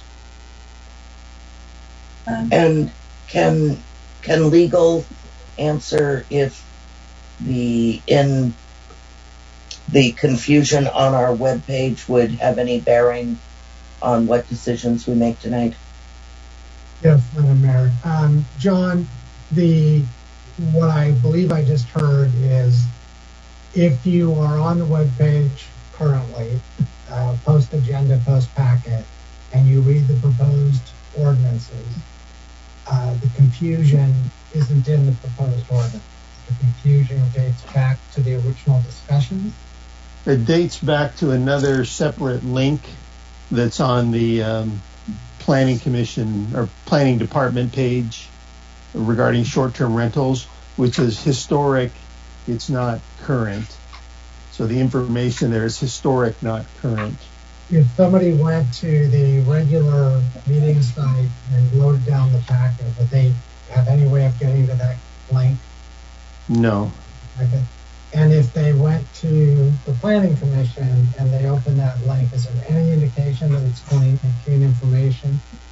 No. I understand it's not going to say superseded, but is there anything that tells them it's from 2019? You mean on that page? Yes. And it also says Planning Commission will consider it at upcoming public hearings. That's the tagline on that page. Okay. And what I think you were very clear on, but I just want to make sure, this specific issue about the 90 days and lack of clarity was discussed in the Planning Commission. It sounds like more than once. It sounds like there was confusion from that original link. Well, I don't know if there's been confusion. I mean, it's just different opinions about whether or not that's an appropriate land use decision. Should you allow for unhosted rentals or not? I mean, there's just different opinions about that in the community. So I don't know that this language, originally we thought before this evolved, that was kind of thought as being a reasonable compromise. Situations like the Orinda event and other situations that I think everyone's well aware of in Brisbane have made people rethink perhaps the desirability of non-hosted rentals. So Don, keep me honest. Council, what I'm hearing is this, that there was language from 2019 before the Planning Commission, not the City Council. It did contemplate longer term. So perhaps 90 days. I don't have language in front of me, but it was dated for Planning Commission and it was noted for Planning Commission. The link's still live. You don't take down links about discussion items before prior commission hearings, as you know. You got to keep the public record up. That led to a pretty, sounds like, robust debate about how long these rentals should be. And during that robust debate, staff came up with the notion of what is currently before the City Council. And that does mean there are some... I lost the audio on Tom. That does mean there are people who have a different opinion, but that opinion was discussed previously at the Planning Commission. Is that fair, John? Yes, correct. And Julia's just clarified that actually the first time the ordinance was considered by the commission, it did include the 90-day, and through the commission discussion that was stricken or deleted. So indeed, someone would have been having to follow the process throughout to keep current, because the ordinance does evolve over time based on the input and the commission's recommendations. Ingrid, can you unmute Julia?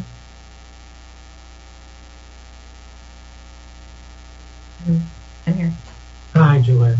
I just want to, this is the key point. So 90 days was in there, 90 days came out for the Planning Commission discussions and debates. Correct. So the provision to allow a maximum of 90 days for unhosted rentals was in the original draft ordinance the commission considered in January and February. After the public hearings, they made the recommendation to strike that. So the version that the council saw is consistent with their recommendation. That recommendation from the Planning Commission was in an open meeting. Yes. Which is what y'all referenced. Okay, Madam Mayor, it's not an issue to proceed. It's been publicly debated. I can see why somebody might get to the wrong link if they went to the Planning Commission, but that we can't help that. This is the council's link. Thank you for that clarification. And then Karen, you wanted to have some more discussion? I just wanted just one point of clarification that the information regarding the packet, our agenda packet, was normally distributed as we legally distribute things for every other meeting, correct? Yeah, I check it every Friday. I go through it every Friday to make sure everything's in order. Occasionally there's typos that get fixed during the meeting, but everything was in order. Thank you very much. Thank you. So I think, Ingrid, are you having more public testimony at this time? Yes, I have one text to read, and I also wanted to clarify per Interim City Attorney McMurrow's question. I did receive 10 different texts from 10 different lines.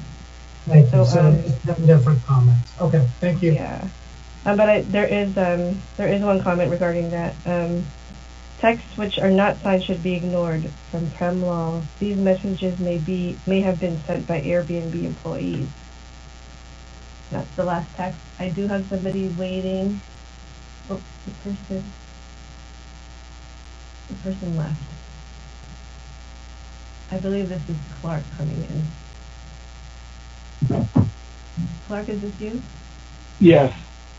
I can't hear what's going on. Okay, we lost the member of the public. Clark, what was it me that you were not hearing? I know my voice does not get picked up well.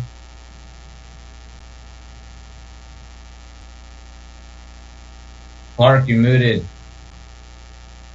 You muted your phone line. Can you hear me okay? Yes, we can. Okay. I couldn't hear you, so I dialed into the emergency line. Okay, Clark, if you can mute your phone or video, one or the other. Tell me if you don't hear this. So the explanation is as follows. There was a longer term provision that the Planning Commission considered in draft form. That went forward for discussion. There was a robust discussion, as I understand it, over, it sounds like a meeting or two, maybe even more. That provision was changed during the process with the Planning Commission. What the Planning Commission forwarded to the council with recommendation did not include it. And when the Planning Commission made that decision not to include the longer term, it was public. It was in an open meeting and it was discussed. So it has been discussed, and it was never, the notion of the 90 days was never before the City Council. It was never recommended to the City Council. It was never an alternative. It was all at the Planning Commission, and it was robustly debated, and then the Planning Commission recommended a different path forward to the Council. Okay. Madam Mayor, I have a question. So, John, you mentioned the Orinda situation, and I forgot about that particular incident. So, did that occur at a home where someone allowed a where someone did a short-term rental? They weren't at their home, but it wasn't a business or anything. It was just someone who decided, hey, I'm gonna allow my home to be rented, and they went off and did their thing, and then this bad situation happened. As I understand, it was an unhosted rental. Okay, so unhosted, but it wasn't like a business type thing. I mean, and granted, I guess any kind of horrendous situation could happen at a non-host type of rental situation.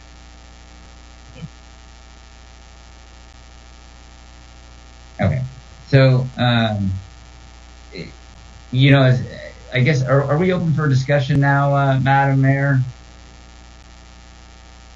I would like to make it where it's council discussion, if that's okay with the rest of the council. I'm ready. So we have to close the public hearing? Ingrid, are there no more comments for certain currently?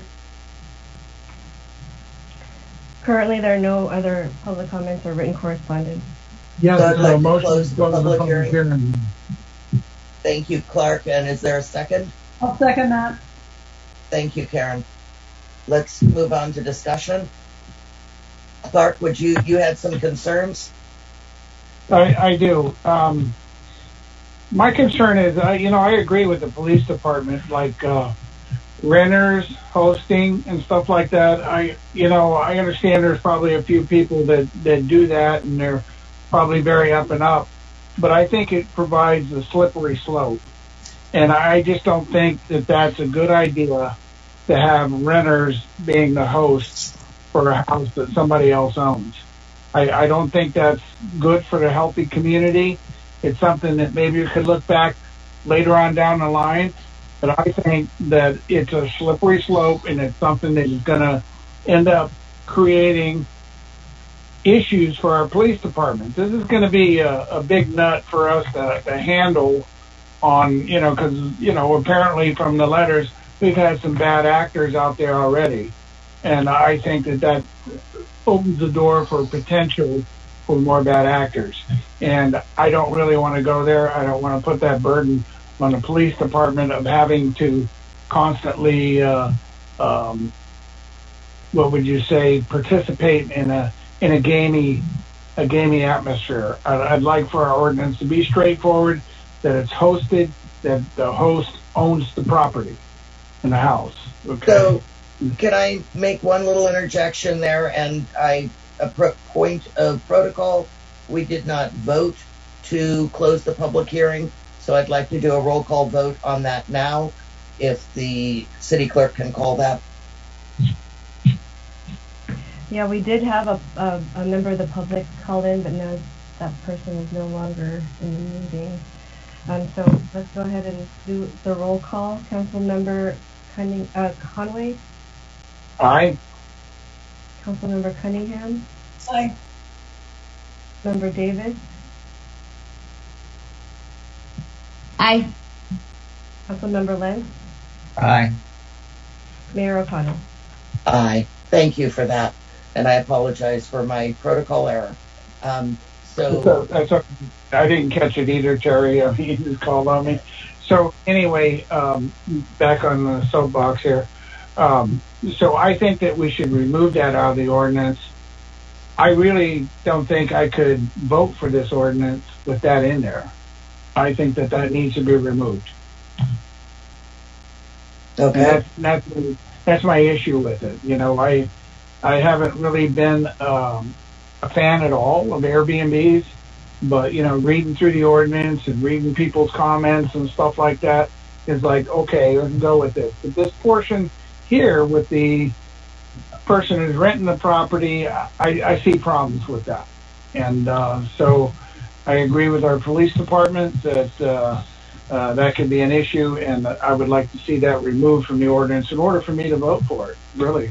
And I don't want to hold hostage or anything like that, but I think that's an important part that needs to be removed. So That's where I'm at.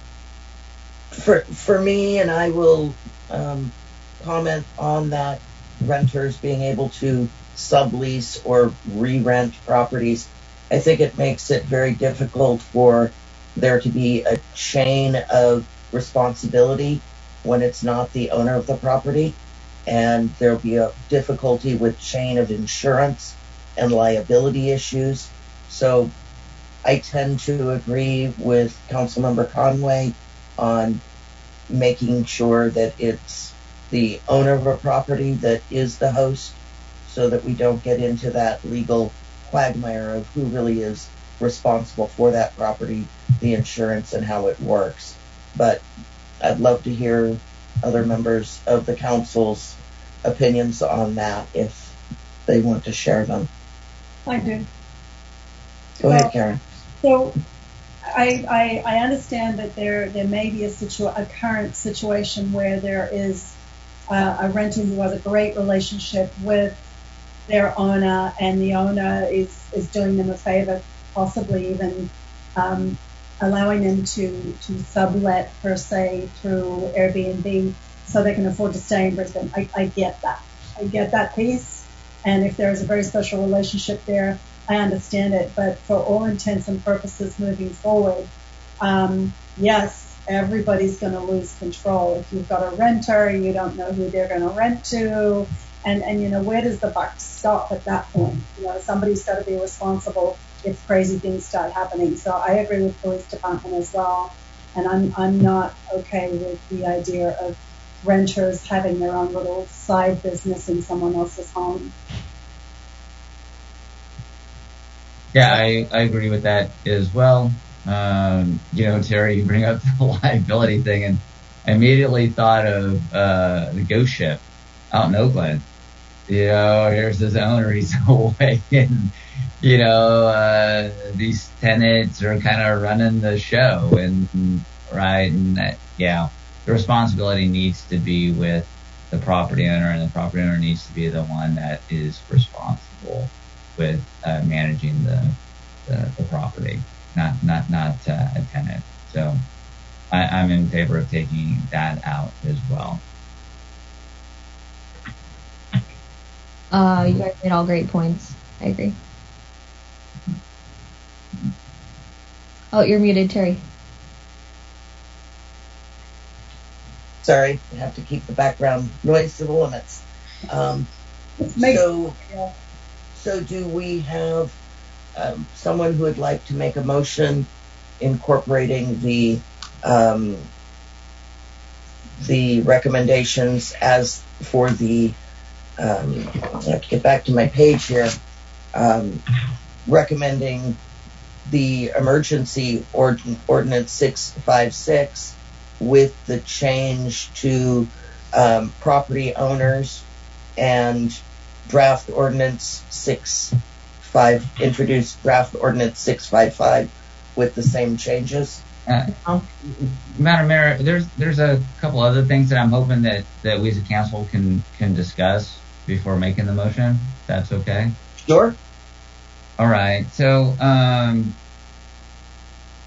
okay. So in regards to,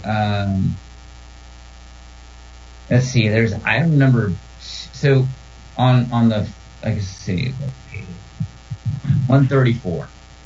So there's these bullet points. So on the second bullet point, so we discussed the first one. On the second one, it's in regards to some if there's an emergency, and in the middle of the paragraph it says the council may want to consider implementing this provision as an administrative practice in implementation, rather than establish a formal process in the ordinance itself. So, is that something that staff is recommending instead of having it in the ordinance itself?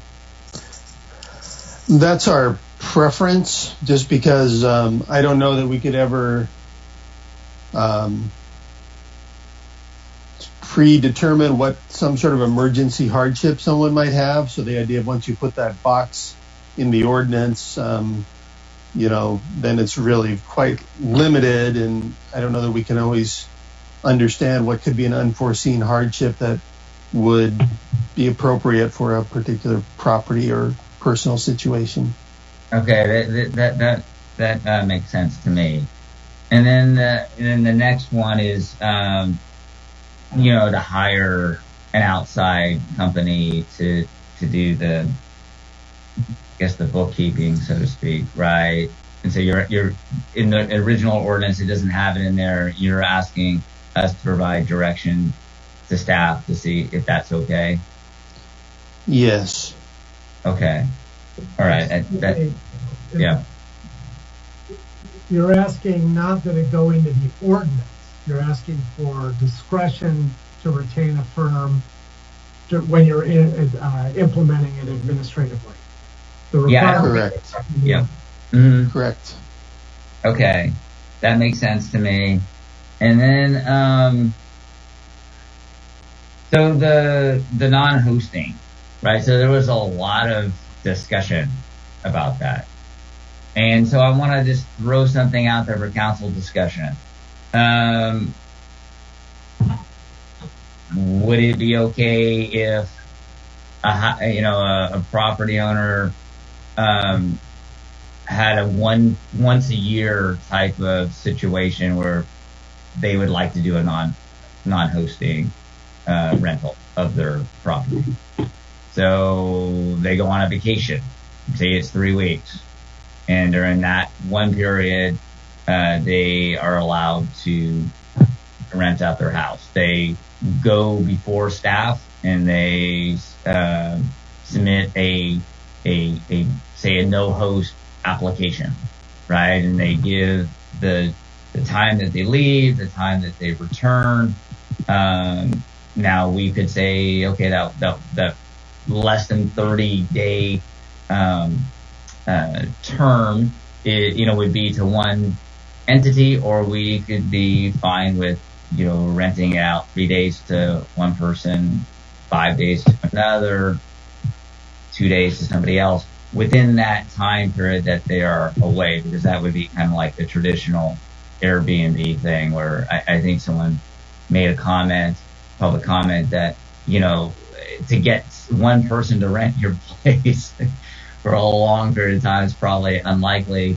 It would be kind of like that combination of some days here and some days there. So, is the council willing to entertain something that could be done administratively, on a one-term per year basis? So, go ahead, Karen. So, I'm gonna throw this hypothetical at you. So it's your next door neighbor who's doing this. They're not around, and they're going to rent to 15 different people in 30 days period. Who's going to manage those people? We end up back at exactly the same point that we're at right now, is that no host rentals are a problem. And that's no, absolutely. You're totally. They definitely. Sorry. Oh, I'm sorry. I thought you stopped. I'm sorry. Yeah, so just think about it for a second. What's the difference? This is the problem we're trying to solve, is the fact that, you've got these no-host places that are causing problems around the country, around everywhere. Is that this is where the issues are 99% occurring. They're not occurring when somebody is at the home. You hear very little issues from Airbnb or any of these rental places when the host is in the home. I've got neighbors who do it and there's no issues. But when the only issues we ever hear about, for the most part, are in the no-host situation. So, I feel for the people who want to go away, and if they want to do, people have been doing housing swaps. Hey, you can just go online and say, hey, I'm looking for a house to rent for a month in Paris. Anybody want to come stay in my house? This happens all the time. This doesn't happen relative to Airbnb. So if someone wants to rent their house for 30 days, they can rent their house for 30 days. It doesn't fit into the parameters of what we're talking about. But if we've got an Airbnb situation and multiple people coming in and out in this no-host situation, it's the problem we've been talking about. That's my All right. If I can respond, our family uses Airbnb sometimes, right? And, we'll be in some neighborhood. And we used to do it when we went to visit Caitlin in Arizona. And it was nice having the house when she got injured. We needed a bigger place, and that place was available. I think, you're right. The problems are with the no host. And they tend to be the no hosts that are like businesses. They don't tend to be the no hosts that are run by someone who is once a year goes away for 2 or 3 weeks. However, of course, if the host isn't there and the person that does rent your property, there could be a problem, right? I mean, there's a greater risk. There's no question about that. So, and that's why, I'm kind of, seeing if we, flush out this discussion and try and find a balance. If we're like totally against any kind of no host option, then okay, then that's the way we go, and I'm good with that. If there's a ability to allow someone to, and there was a lot of, I think, really good examples of why a one-time type situation or a 2-time a year, if someone is most of the time living in their house, perhaps allowing that to occur.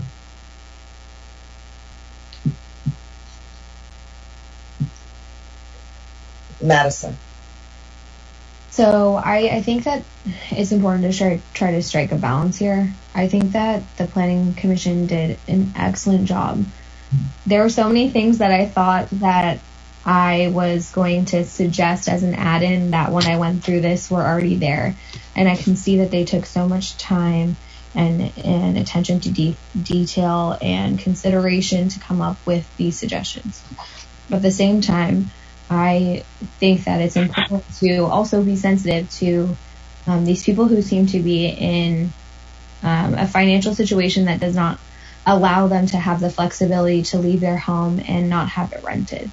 And while some of these instances are for things like vacation, others are for visiting a family member that's ill and needs to be tended to, and that is not predictable. You're not going to say, hey, I need to apply for my 2-week thing now, and in a few months from now they might be back in that situation where they do need to visit that family member. And that was one of the examples that was given. So I think that what Michelle had suggested is something that I think is really intriguing, and something that I was actually contemplating when people were calling, or people were texting in and sending us those letters. Initially going into this, I was okay with not having no host rentals. I think I was really on the same page with what the Planning Commission had suggested. But hearing both sides of the story, there are definitely bad actors, but it sounds like there are some really good actors too. So how can we strike a balance for those people? And I think that, maybe having a city sanctioned surrogate might be taking it a step a little bit too far.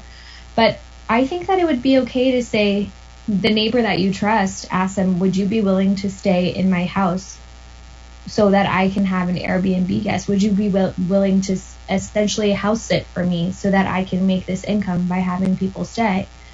And I think that should be something that we are willing to consider. And I would say maybe a maximum of 60 days in a year or 30 days in a year. I think there's an ability to give a provision to those people who need to make that little extra money when they leave town, but it's a small enough window that satisfies those people, but is not enough of a window for these people who have businesses to make enough profit where it would make sense. And I think that number exists, whether it's 30 days, 45 days, 60 days. I think it would be less than 90 days for sure. But I'm wondering how the council feels about that aspect. Yeah, Madison, I like that suggestion that you have proposed. That maybe it's, instead of just like a one-time thing, maybe it's a certain amount of days. I don't know though about the sharing the unit with your having your neighbor come over and kind of watch over the house. I think, if someone's going to do an Airbnb, they're going to want the house for themselves. They don't want to have someone in the house. But I think, if every time that you wanted to do a no host, that you'd have to fill out an application, you'd have to, submit something to the city, so that then everybody is aware that this is occurring. And so everybody's on alert that, okay, yeah, the host is leaving for this amount of time, and the unit could be rented, because the person, because the person's leaving for a particular reason, vacation or helping someone who's sick or financial reasons. Yeah. So what do you think about something like that, Madison? Madam Mayor, can I say something? I know I'm not on the screen. That's okay. Oh, that's not you, Clark? Yeah, that's me. Go ahead, Clark. Let's hear from you. So, unless I heard wrong, John, isn't there a provision in there that you just talked about that allows for people for hardship cases to come in to the administrator and be able to... Wow. Okay. Hold on.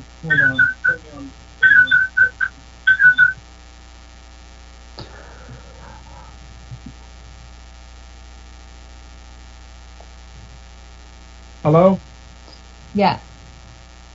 Okay. So, all right. If there's a provision in there, sorry, I got all this technical. Got too much technology going on, Clark. Clark, the problem is we're hearing multiples of you. Can you disconnect the videos and stay on? I'm on both. Okay. Let's see if that works. Yeah. So to answer Councilmember Conway's question, that's what we're talking about. The Planning Commission wanted to come up with some sort of framework for that. I think with staff on that sort of administrative, we'd be looking at a true emergency hardship kind of thing, like, an immediate need, someone's going to be out of town or somebody's ill or an unforeseen event. I think if you really want to formalize this or something that's broader with, a number of days, that's probably something the council should provide that guidance, and that should be baked into the ordinance, because I don't think staff wants to be in the position of approving a 60-day unhosted facility administratively because there's an out-of-town unexpected illness of very, very legitimate, but that would be difficult. Clark, we're having the problem again. I want to make sure the record's clean. It looks like you have either 2 or 3 hookups. If you go to your laptop where you leave meeting on the video,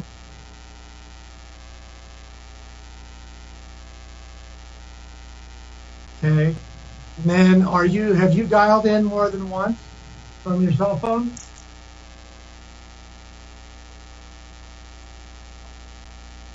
There's only one number that's on here. But community meeting came up when his other one came up. Can you tell who's there, Ingrid, on community meeting? The community meeting room is the broadcast booth. Okay, great. Okay, Clark, please take it off mute and go ahead.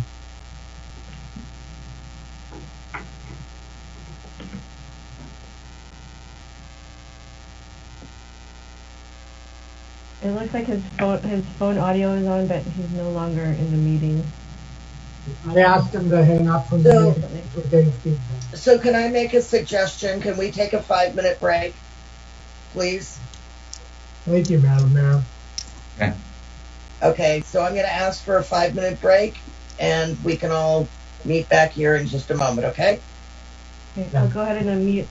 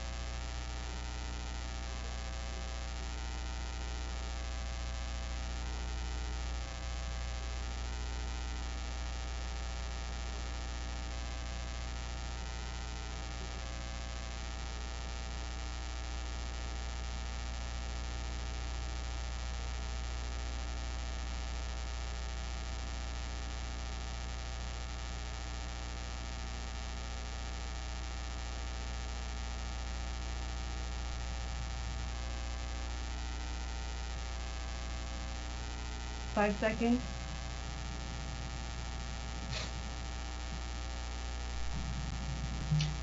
Thank you. I'd like to welcome everyone back after our short break. Our city attorney, our technical department, and our city clerk were the only ones having any conversations. And with that, we will bring it back to Councilmember Conway as he was in the middle of some discussions. Thank you. Okay, so can everybody hear me okay right now? Yes. Perfect. Okay. All right. So what I was asking John is, being the administrator, that we have a provision in the ordinance right now that allows for him to decide what the issue is, right? And I'm okay with that. But if somebody's going away on vacation for 2 months, that's more of a luxury item. And, that means they have the ability to rent their house hosted for 10 months, and if it's a financial issue, then, sorry. I think we're opening a door to something that is going to be another slippery slope. Maybe it's something that the council in the future can come back and revisit. But I think right now we need to be pretty straightforward and tight with what we do in this ordinance, and allow, John, whatever flexibility on what the emergency or urgency or whatever it is, the special case that they do it. And if people go away for 2 months or a month or whatever, that I think it was Madison or somebody brought up earlier that, you could rent your house out for 30 or 60 days. That just takes it away from this ordinance, and it's not part of Airbnb. And that you just have to do that way. And so that so I don't really agree with trying to ferret through this right now, of trying to find a way to accommodate that. I think we need to be straightforward with this ordinance. It's going to be an issue, I think, if we start, expanding out and opening the doors to these little special circumstances. I think if we allow our administrator to listen to what the special circumstance is and then make a decision based on that. Because if we open it up, to vacation for 60 days, going to have to do it for everybody. And that's a slippery slope to me. So I think that if we just keep it tight and keep that provision in there that allows our administrator to make a decision, then go from there. Okay, I'm done. So I'd like to make a personal comment.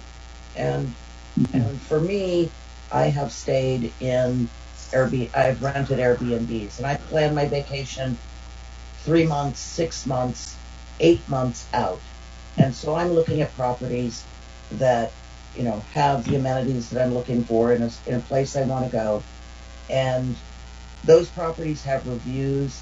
They have a property manager. They have someone that comes in and cleans it before you arrive. Some will have minimum stays of 2 nights, 4 nights, a week, depending on what the laws are in that community. And I think that it's really important. People don't say on a whim that their grandmother is sick and that they need to go away for a week, and their house is ready and they have a property manager there that's going to be able to come and clean it between guests, and to have all the amenities set up ready to just open your home up. I mean, you have to put all your stuff away, your personal belongings, and you have to do a lot of things to make a home, for a whole home rental, to make it appropriate for someone who wants to come visit and pay $300 to $1,000 a night and make it comfortable for them.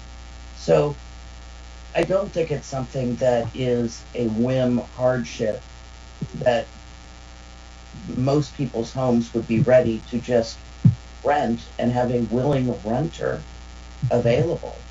So I have doubts that this works for people who want to go travel for a period of time and it's a one-off or an emergency situation where they have a property manager set up and a fee structure and all those other things that go in with it.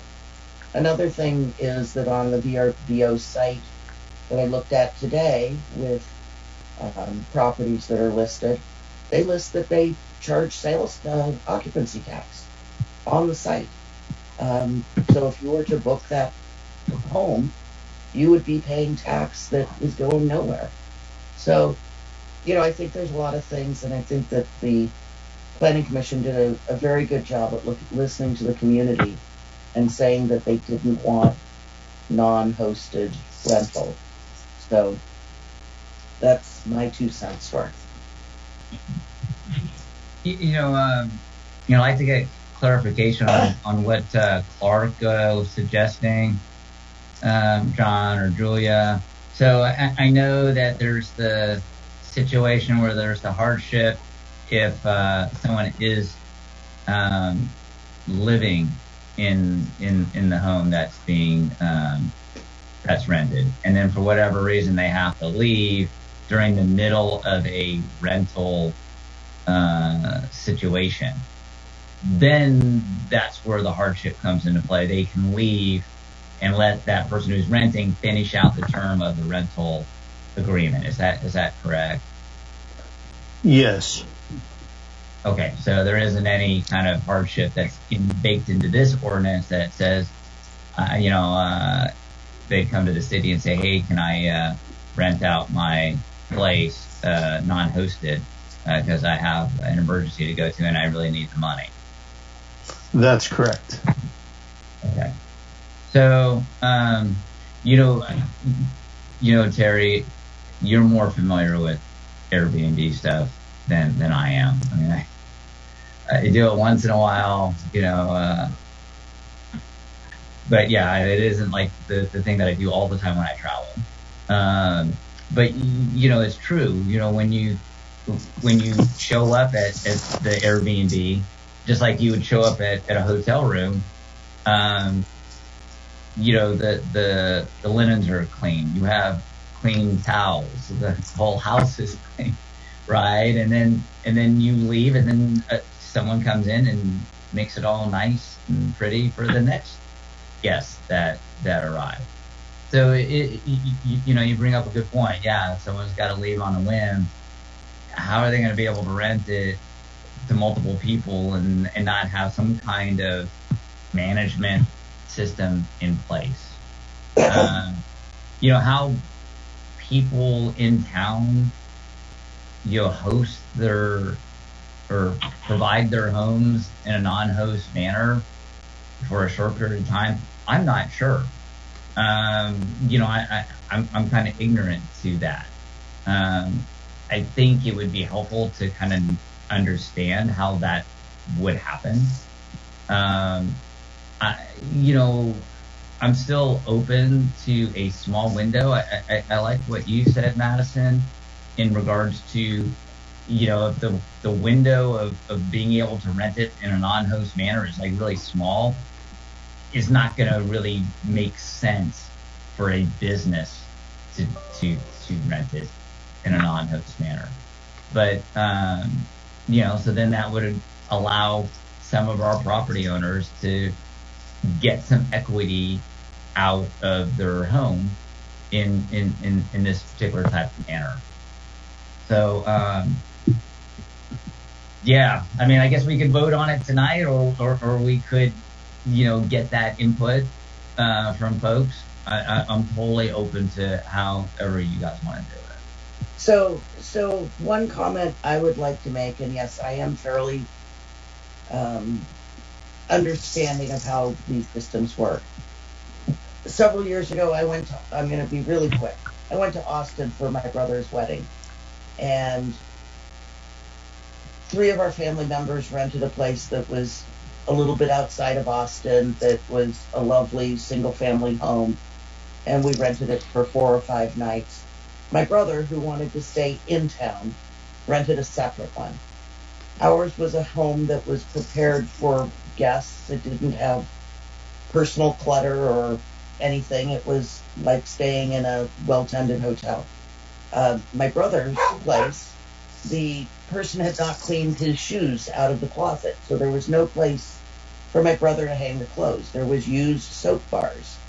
There were, his unfinished food in the refrigerator.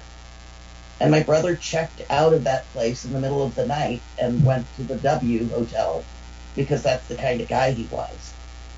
But that's when someone is opportunistic, living in the home, and says, oh, well, I'll go couch surf on my girlfriend's couch so I can rent it for $500 a night. That's not what people want in an Airbnb. They want it to be like they're coming into the space and it's been prepared for them. So the fact that someone would be able to just run right out and empty their closets and make this a space that is usable by a stranger is pretty bizarre. So I'll leave it at that because I don't need to tell any long stories, but I'm ready to move forward on this. Can I make one more comment, please, Madam Mayor? Of course. So, you know what, we have before us an urgency ordinance for an urgent reason, and I think we should vote on this tonight. Just because we vote on something doesn't mean it's locked in stone for the next millennium. I mean, if we put this in place, we come back and we ratify it in September, and then we look at it for a few months and we go, we could do some tweaking here. We can always come back and do that, right? We're not locked in stone for the rest of our lives. But we have issues that we need to resolve. That's why we have an urgency ordinance before us, and I think we should vote. Just saying.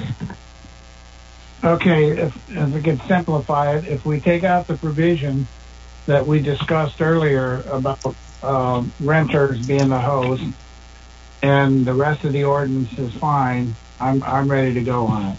Wait, I had one other suggestion, which was to require like 3 forms of proof of residency. So do we need to write that in here, or is that just up to staff to implement in the guidelines?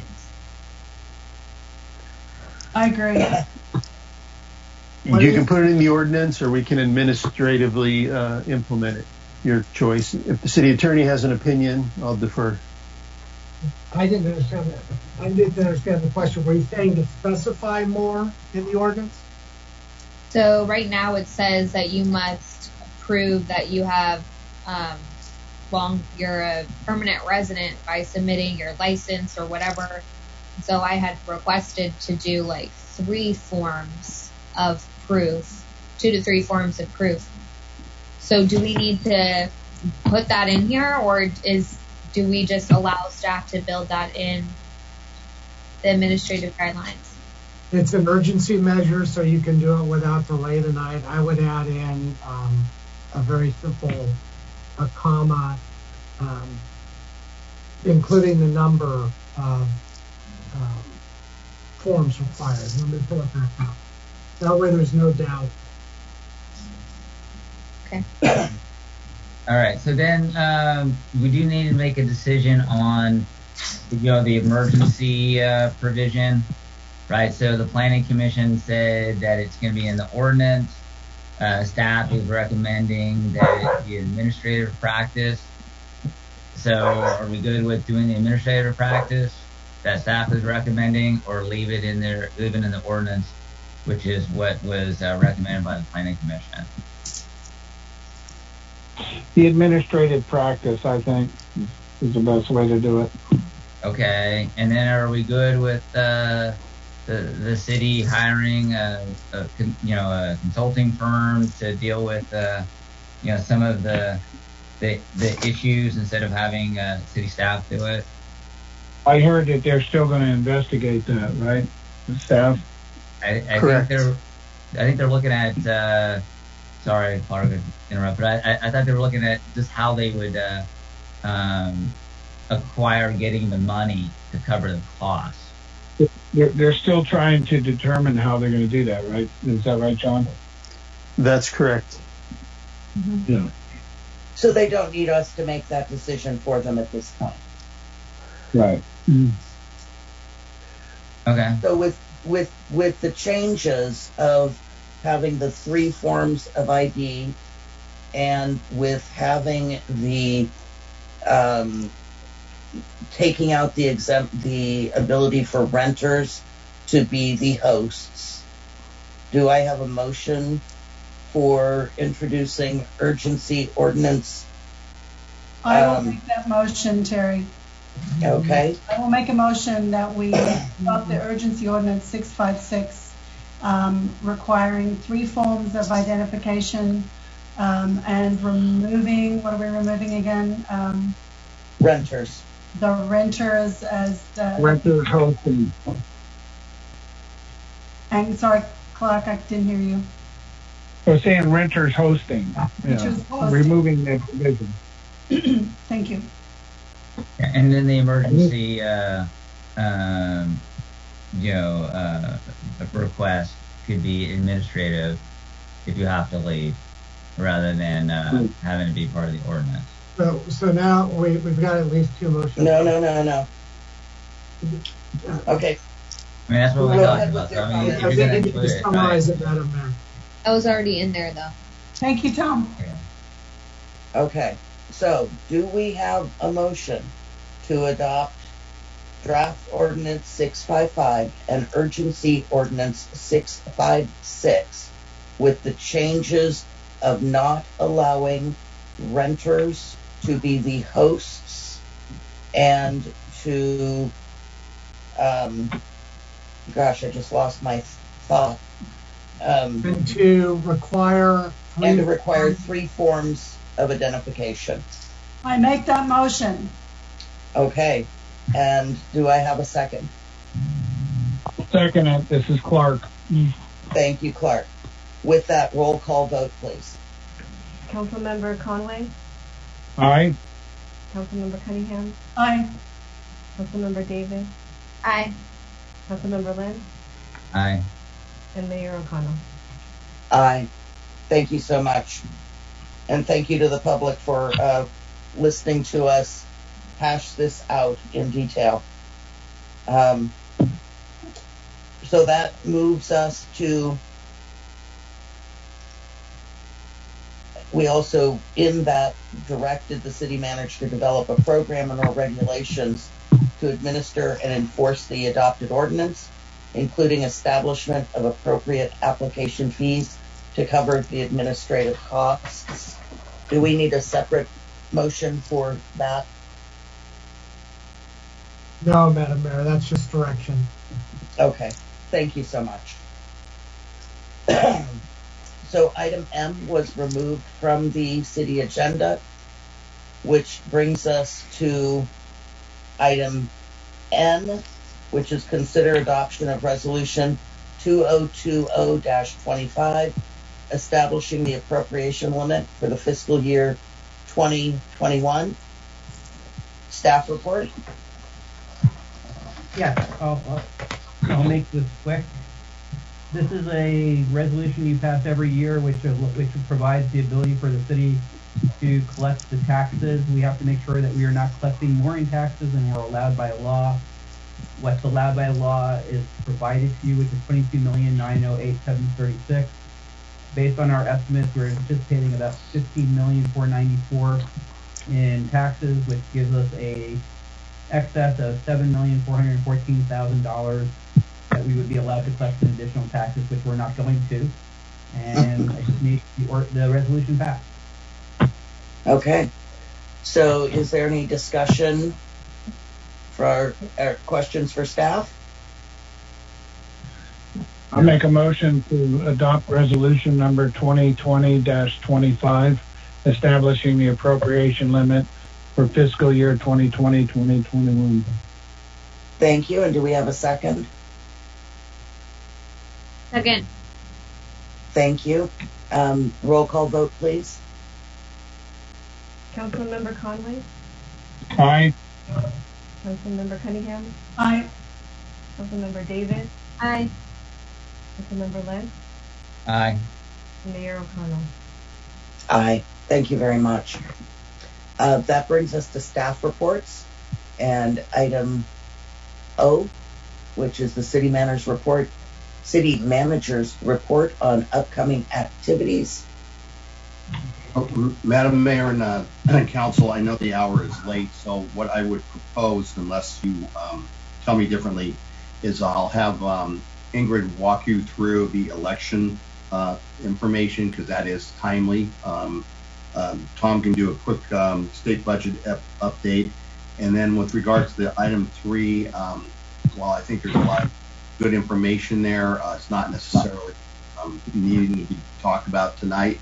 I'd like to kind of push that out maybe through my social media platforms, and of course we can answer any questions you would like if you do, because I know that we're getting to a late hour in the night. So if, yes, we are. That works very well. I'll have Ingrid walk you through the election issue. Thank you. All right, so wanted to let everybody know to please save the date. November 3, 2020 is election day. It's going to be San Mateo County's first presidential general election under the California Voters' Choice Act, Senate Bill 415. This requires city council elections to be held in conjunction with statewide elections, even numbered years to increase voter participation. So that means all voters will be mailed a ballot. Vote by mail, return your ballot at a ballot drop box or a vote center, or vote in person at any vote center.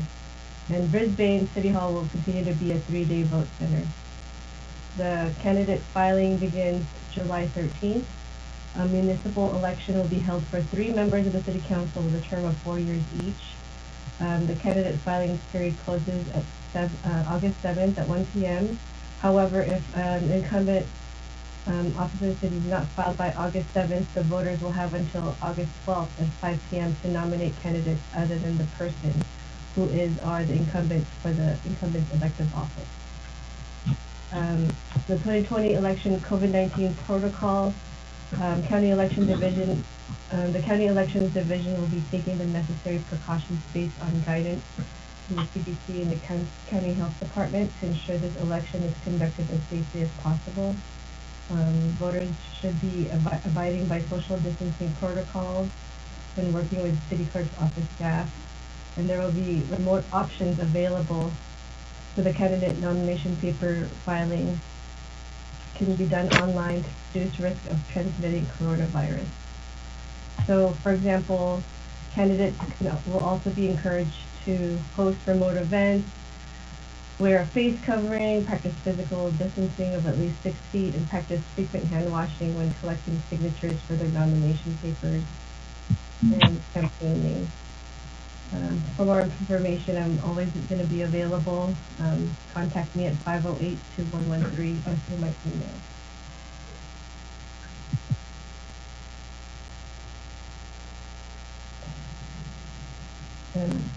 Take it away, Tom. Thank you, Ingrid.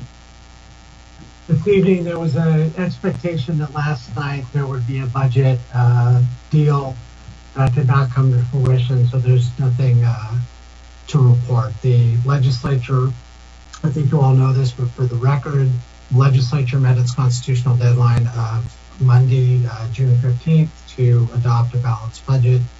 Their adopted budget essentially undoes many of the cuts that the governor proposed and also includes some revenue enhancements.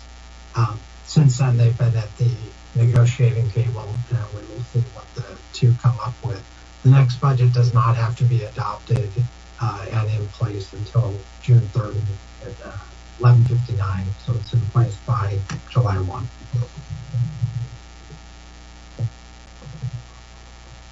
Thank you.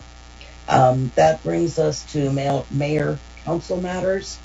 And are there any members of the council who would like to report on countywide assignments and subcommittee reports?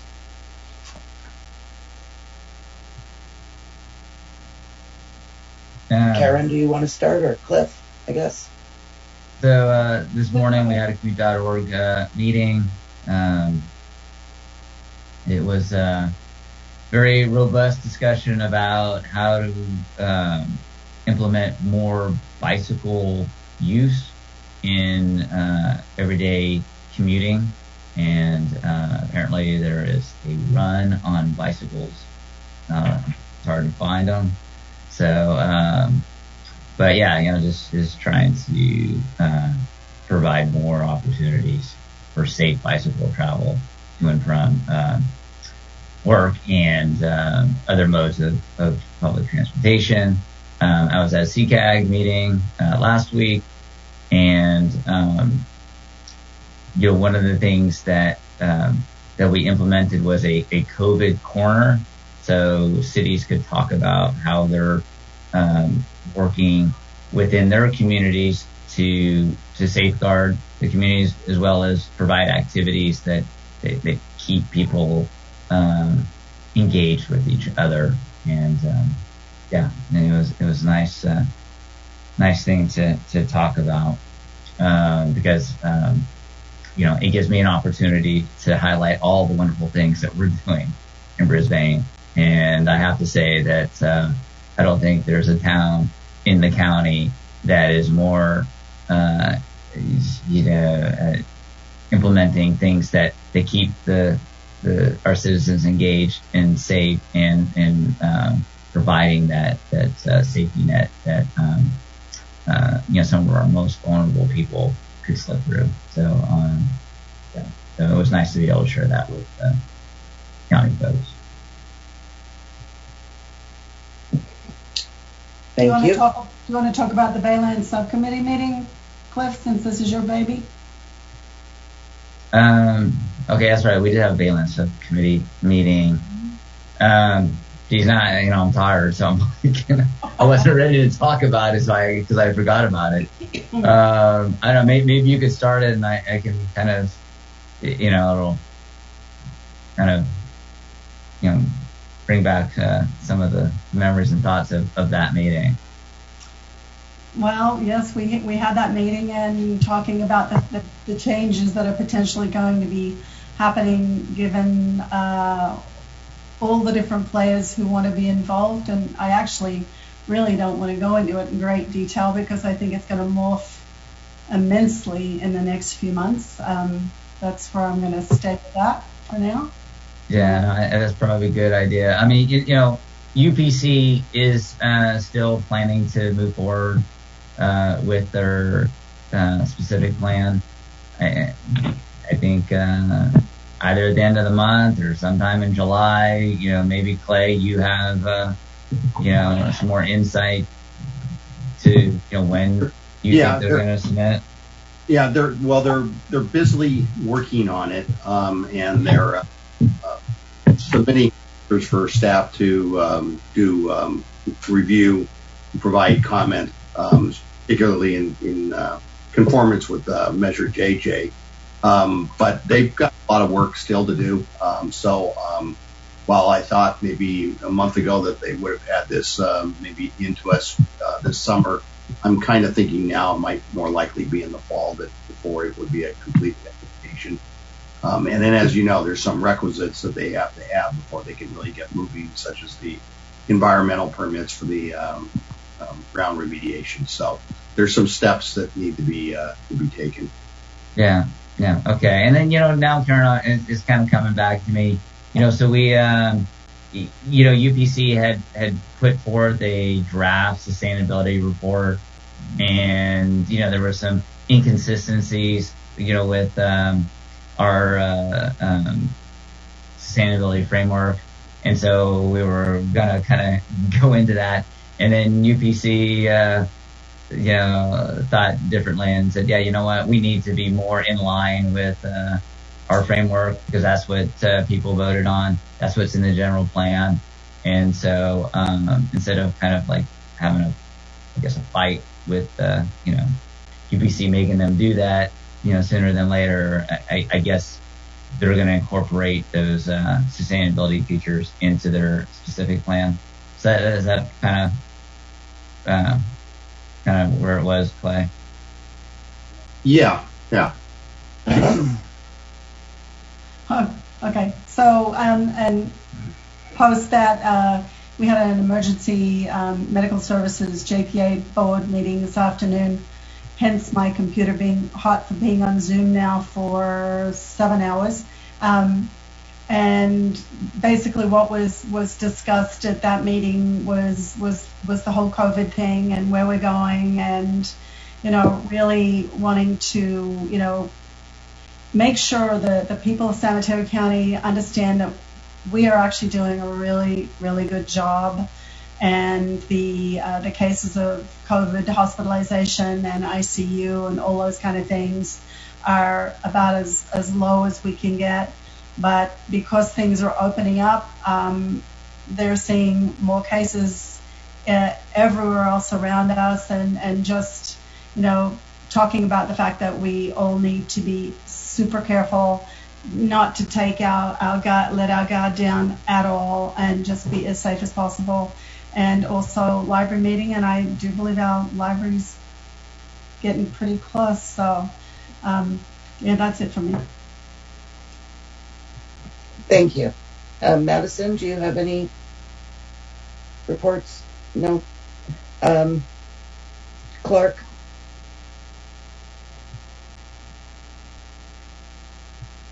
Hearing nothing from Clark, I'm going to assume no. I did. Can you hear me? Oh, yes, we can now.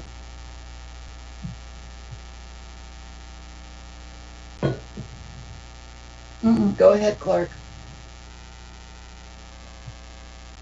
Clark, we can't hear you again.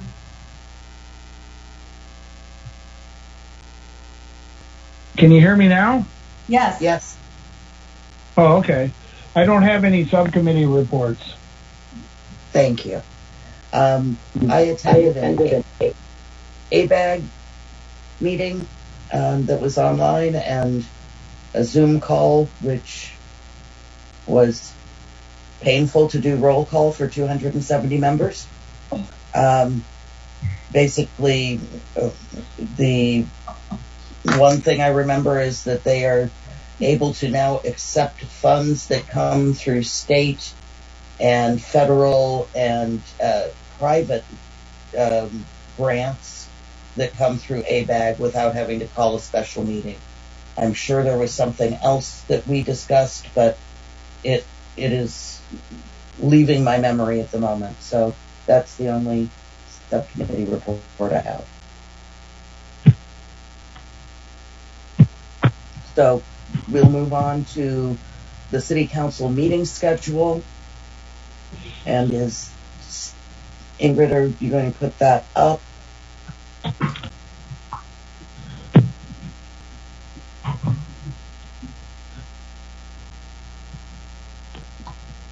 Just a couple of comments. There's no changes on the schedule. There was some discussion amongst some council members about potentially doing interviews for your boards and commissions over the summer. So if that's of interest to you, you need to give that direction to the city clerk. Also, the September 3rd meeting, we may be in a position to start bringing those back into the council chambers. I'm not 100% sure how it would work at this point. So I'll work with the mayor over the summer and make a decision as we get closer to September on that.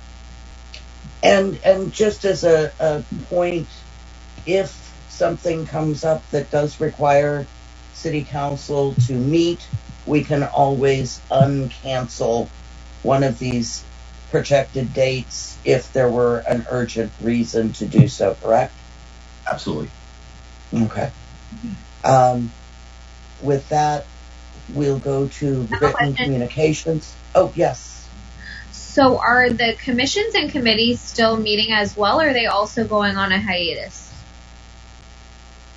No, they tend to meet during the summer months.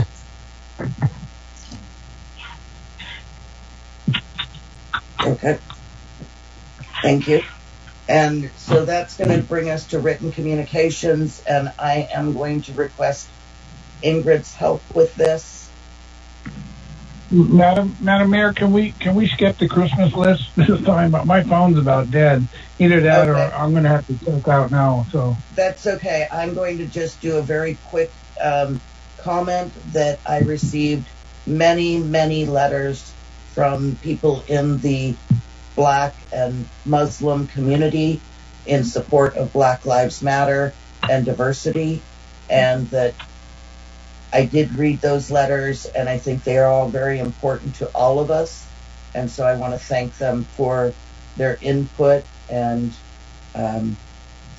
let them know that Brisbane is working on all those matters of diversity and racial equality. Yes, I read all those too. So with that, we'll go to oral communications number 2. City Clerk, do we have any members on the phone to comment? No, I have no members of the public wishing to speak, but I did receive 1 email and 1 text message. Okay. This is a public comment regarding social worker. Hi, Ingrid. If one sees a person who is publicly intoxicated or seems to be on drugs in town, is there a social worker or organization we can call instead of calling the police? I asked the question because I think it would be better for the person to get them sober and help them before sending them to jail. Thanks. Mia Kirsty. And then the other text message was the text message that I received. What I was trying to say is that the suggestion of a neighbor or local community member house sitting is exactly what I'm suggesting. House sitting doesn't have to mean that they are staying at the house, but they assume responsibility for the guest's behavior. Make their phone number make their phone number available to guests in the city and respond with short amount of time to any concerns that were raised. This would essentially mimic the hosted stay experience, but allow the owner to rent their property for a short amount of time. As was said by another council member, limiting this 60 days per year means that it is not attractive to investors and doesn't take away from the housing stock. The owners/neighbors would be very invested in making this work, as they don't want to lose their ability to host and generate much needed income. Everybody gets their cake and can eat it too. Also, hosted rentals for us does not work due to our kids. That's it. Thank you. With that, I'd like a motion to adjourn. Anybody? So moved. And a second? Second. And a roll call, please. Councilmember Conway? Aye. Councilmember Cunningham? Aye. Councilmember Davis? You're muted, Madison. Sorry. Aye. Sorry. Councilmember Lentz? Aye. And Mayor O'Connell? Aye. Thank you all for hanging in there with us. And have a good night. Stay safe. All right.